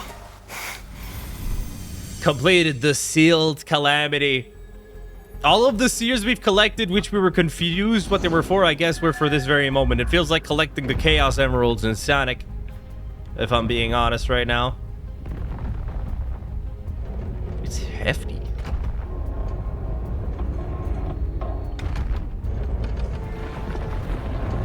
This is it. The calamity. Main mission. Awakening. Okay. Fancy little pocket dimension, I see. There it is. The husk. Ghost. The pale apocalypse. I guess they've been sleeping for a millennia because they's old. They's real old. Can we catch it? I hope. I hope. If we just look at that thing, that is so fucking cool. I ain't gonna lie, that looks like a pal that Alpha needs in his party with all of the dark stuff. True. It looks so calm, so peaceful. I was wondering why the lights were out. They're kind of merging. What they doing? It's like a cocoon. Oh yeah, they have fused. Well, speak of the devil. That is such a cool pal. Look at that. Holy that is Damn, sick. he got an arm for each Yep. All right, of us and our pals. Oh, let him have it. Missiles go! Holy Let's nade him. Keep an eye on your pal's health. Do not let him go down. Oh, the fireballs are going from meow. Dude, we're doing so much freaking damage right now. Oh, where'd they go? Oh, they swapped location. It's putting its tendrils into the ground. Caused the floor to glow. What's happening now? I don't like this. I'm a fly. Ooh. Did that do damage to somebody? I was flying. I had a gamer instinct moment that the floor would hurt. It did a bit to my shield, but nothing more. Nice shots. Oh, the ladies. That was the rail, huh? This one isn't. That's... Holy shit, Pixel. Oh, what's it doing now? I'm gonna back up. Whoa. Got a ring behind it now? Got more pinkish towards the tips. It really f***ing hates Pixel. That is so pretty. That is such a pretty boss. Oh, Astrum is drawing an enormous amount of energy. Attack all of its wings. I guess we did something, right? Just blast it. I did a circular attack. I don't know if it helped. That probably just hit everything. I hope so. There we go. Big damage, big damage. Ow. Oh, it flings out the ring. Oh, it comes back. Watch out. The ring goes back and forth. It it highlights where it's gonna go. It does like pathing. Meteor rain. Oh, holy crap. Holy shit. That is... Zap's dead. Oh my god. I'm all set. Give me a second. I am completely dead. Oh, and okay. so is Celine. I'm coming. Okay, that was personal. Yeah, she saw what Celine Dion did and said, like, have it back tenfold. Yes. I brought out Sirloin because he makes me very tanky. Watch out. He's going to shoot again as soon as... Got you. Hey. Hui. Thank you, good sir. Thank you, good sir. Got you. Go, You know Sirloin! Go! Meet the zone. The zone. Whoa, it's going back. Oh, watch out. Okay, I'm gonna go on Sirloin. I'm feeling scared right about now. Ooh. Big damage on Zonda. Pull back. Okay, thank you. Oh, I'm down. Purple! Medic! Help! Yeah, buddy! Yeah! That's what I'm talking about. It's mustering the last bit of its power. Strike down to stop it. Go, Sketty! Fuck him up! Boom, baby! Woo! Oh, wow. Oh, man, that is a sick fight. All those mechanics were such a step up from all the other towers, honestly. We were just that f***ing prepared. We still had some losses. I had to stop. I lost my big tank. We lost a couple on Alpha's side. Zap died. But we lived to tell the tale. Revived him, though. We revived him, though. It's all good. It's all good. It's all good. What the f... No, don't you fucking give me a second phase right now.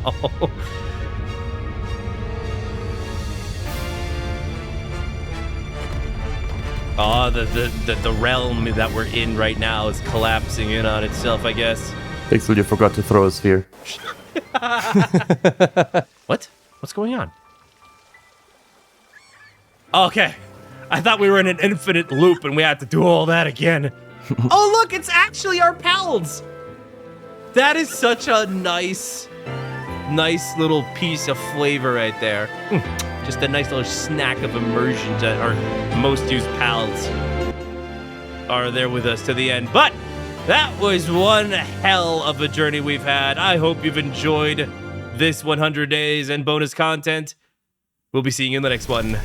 Toodles!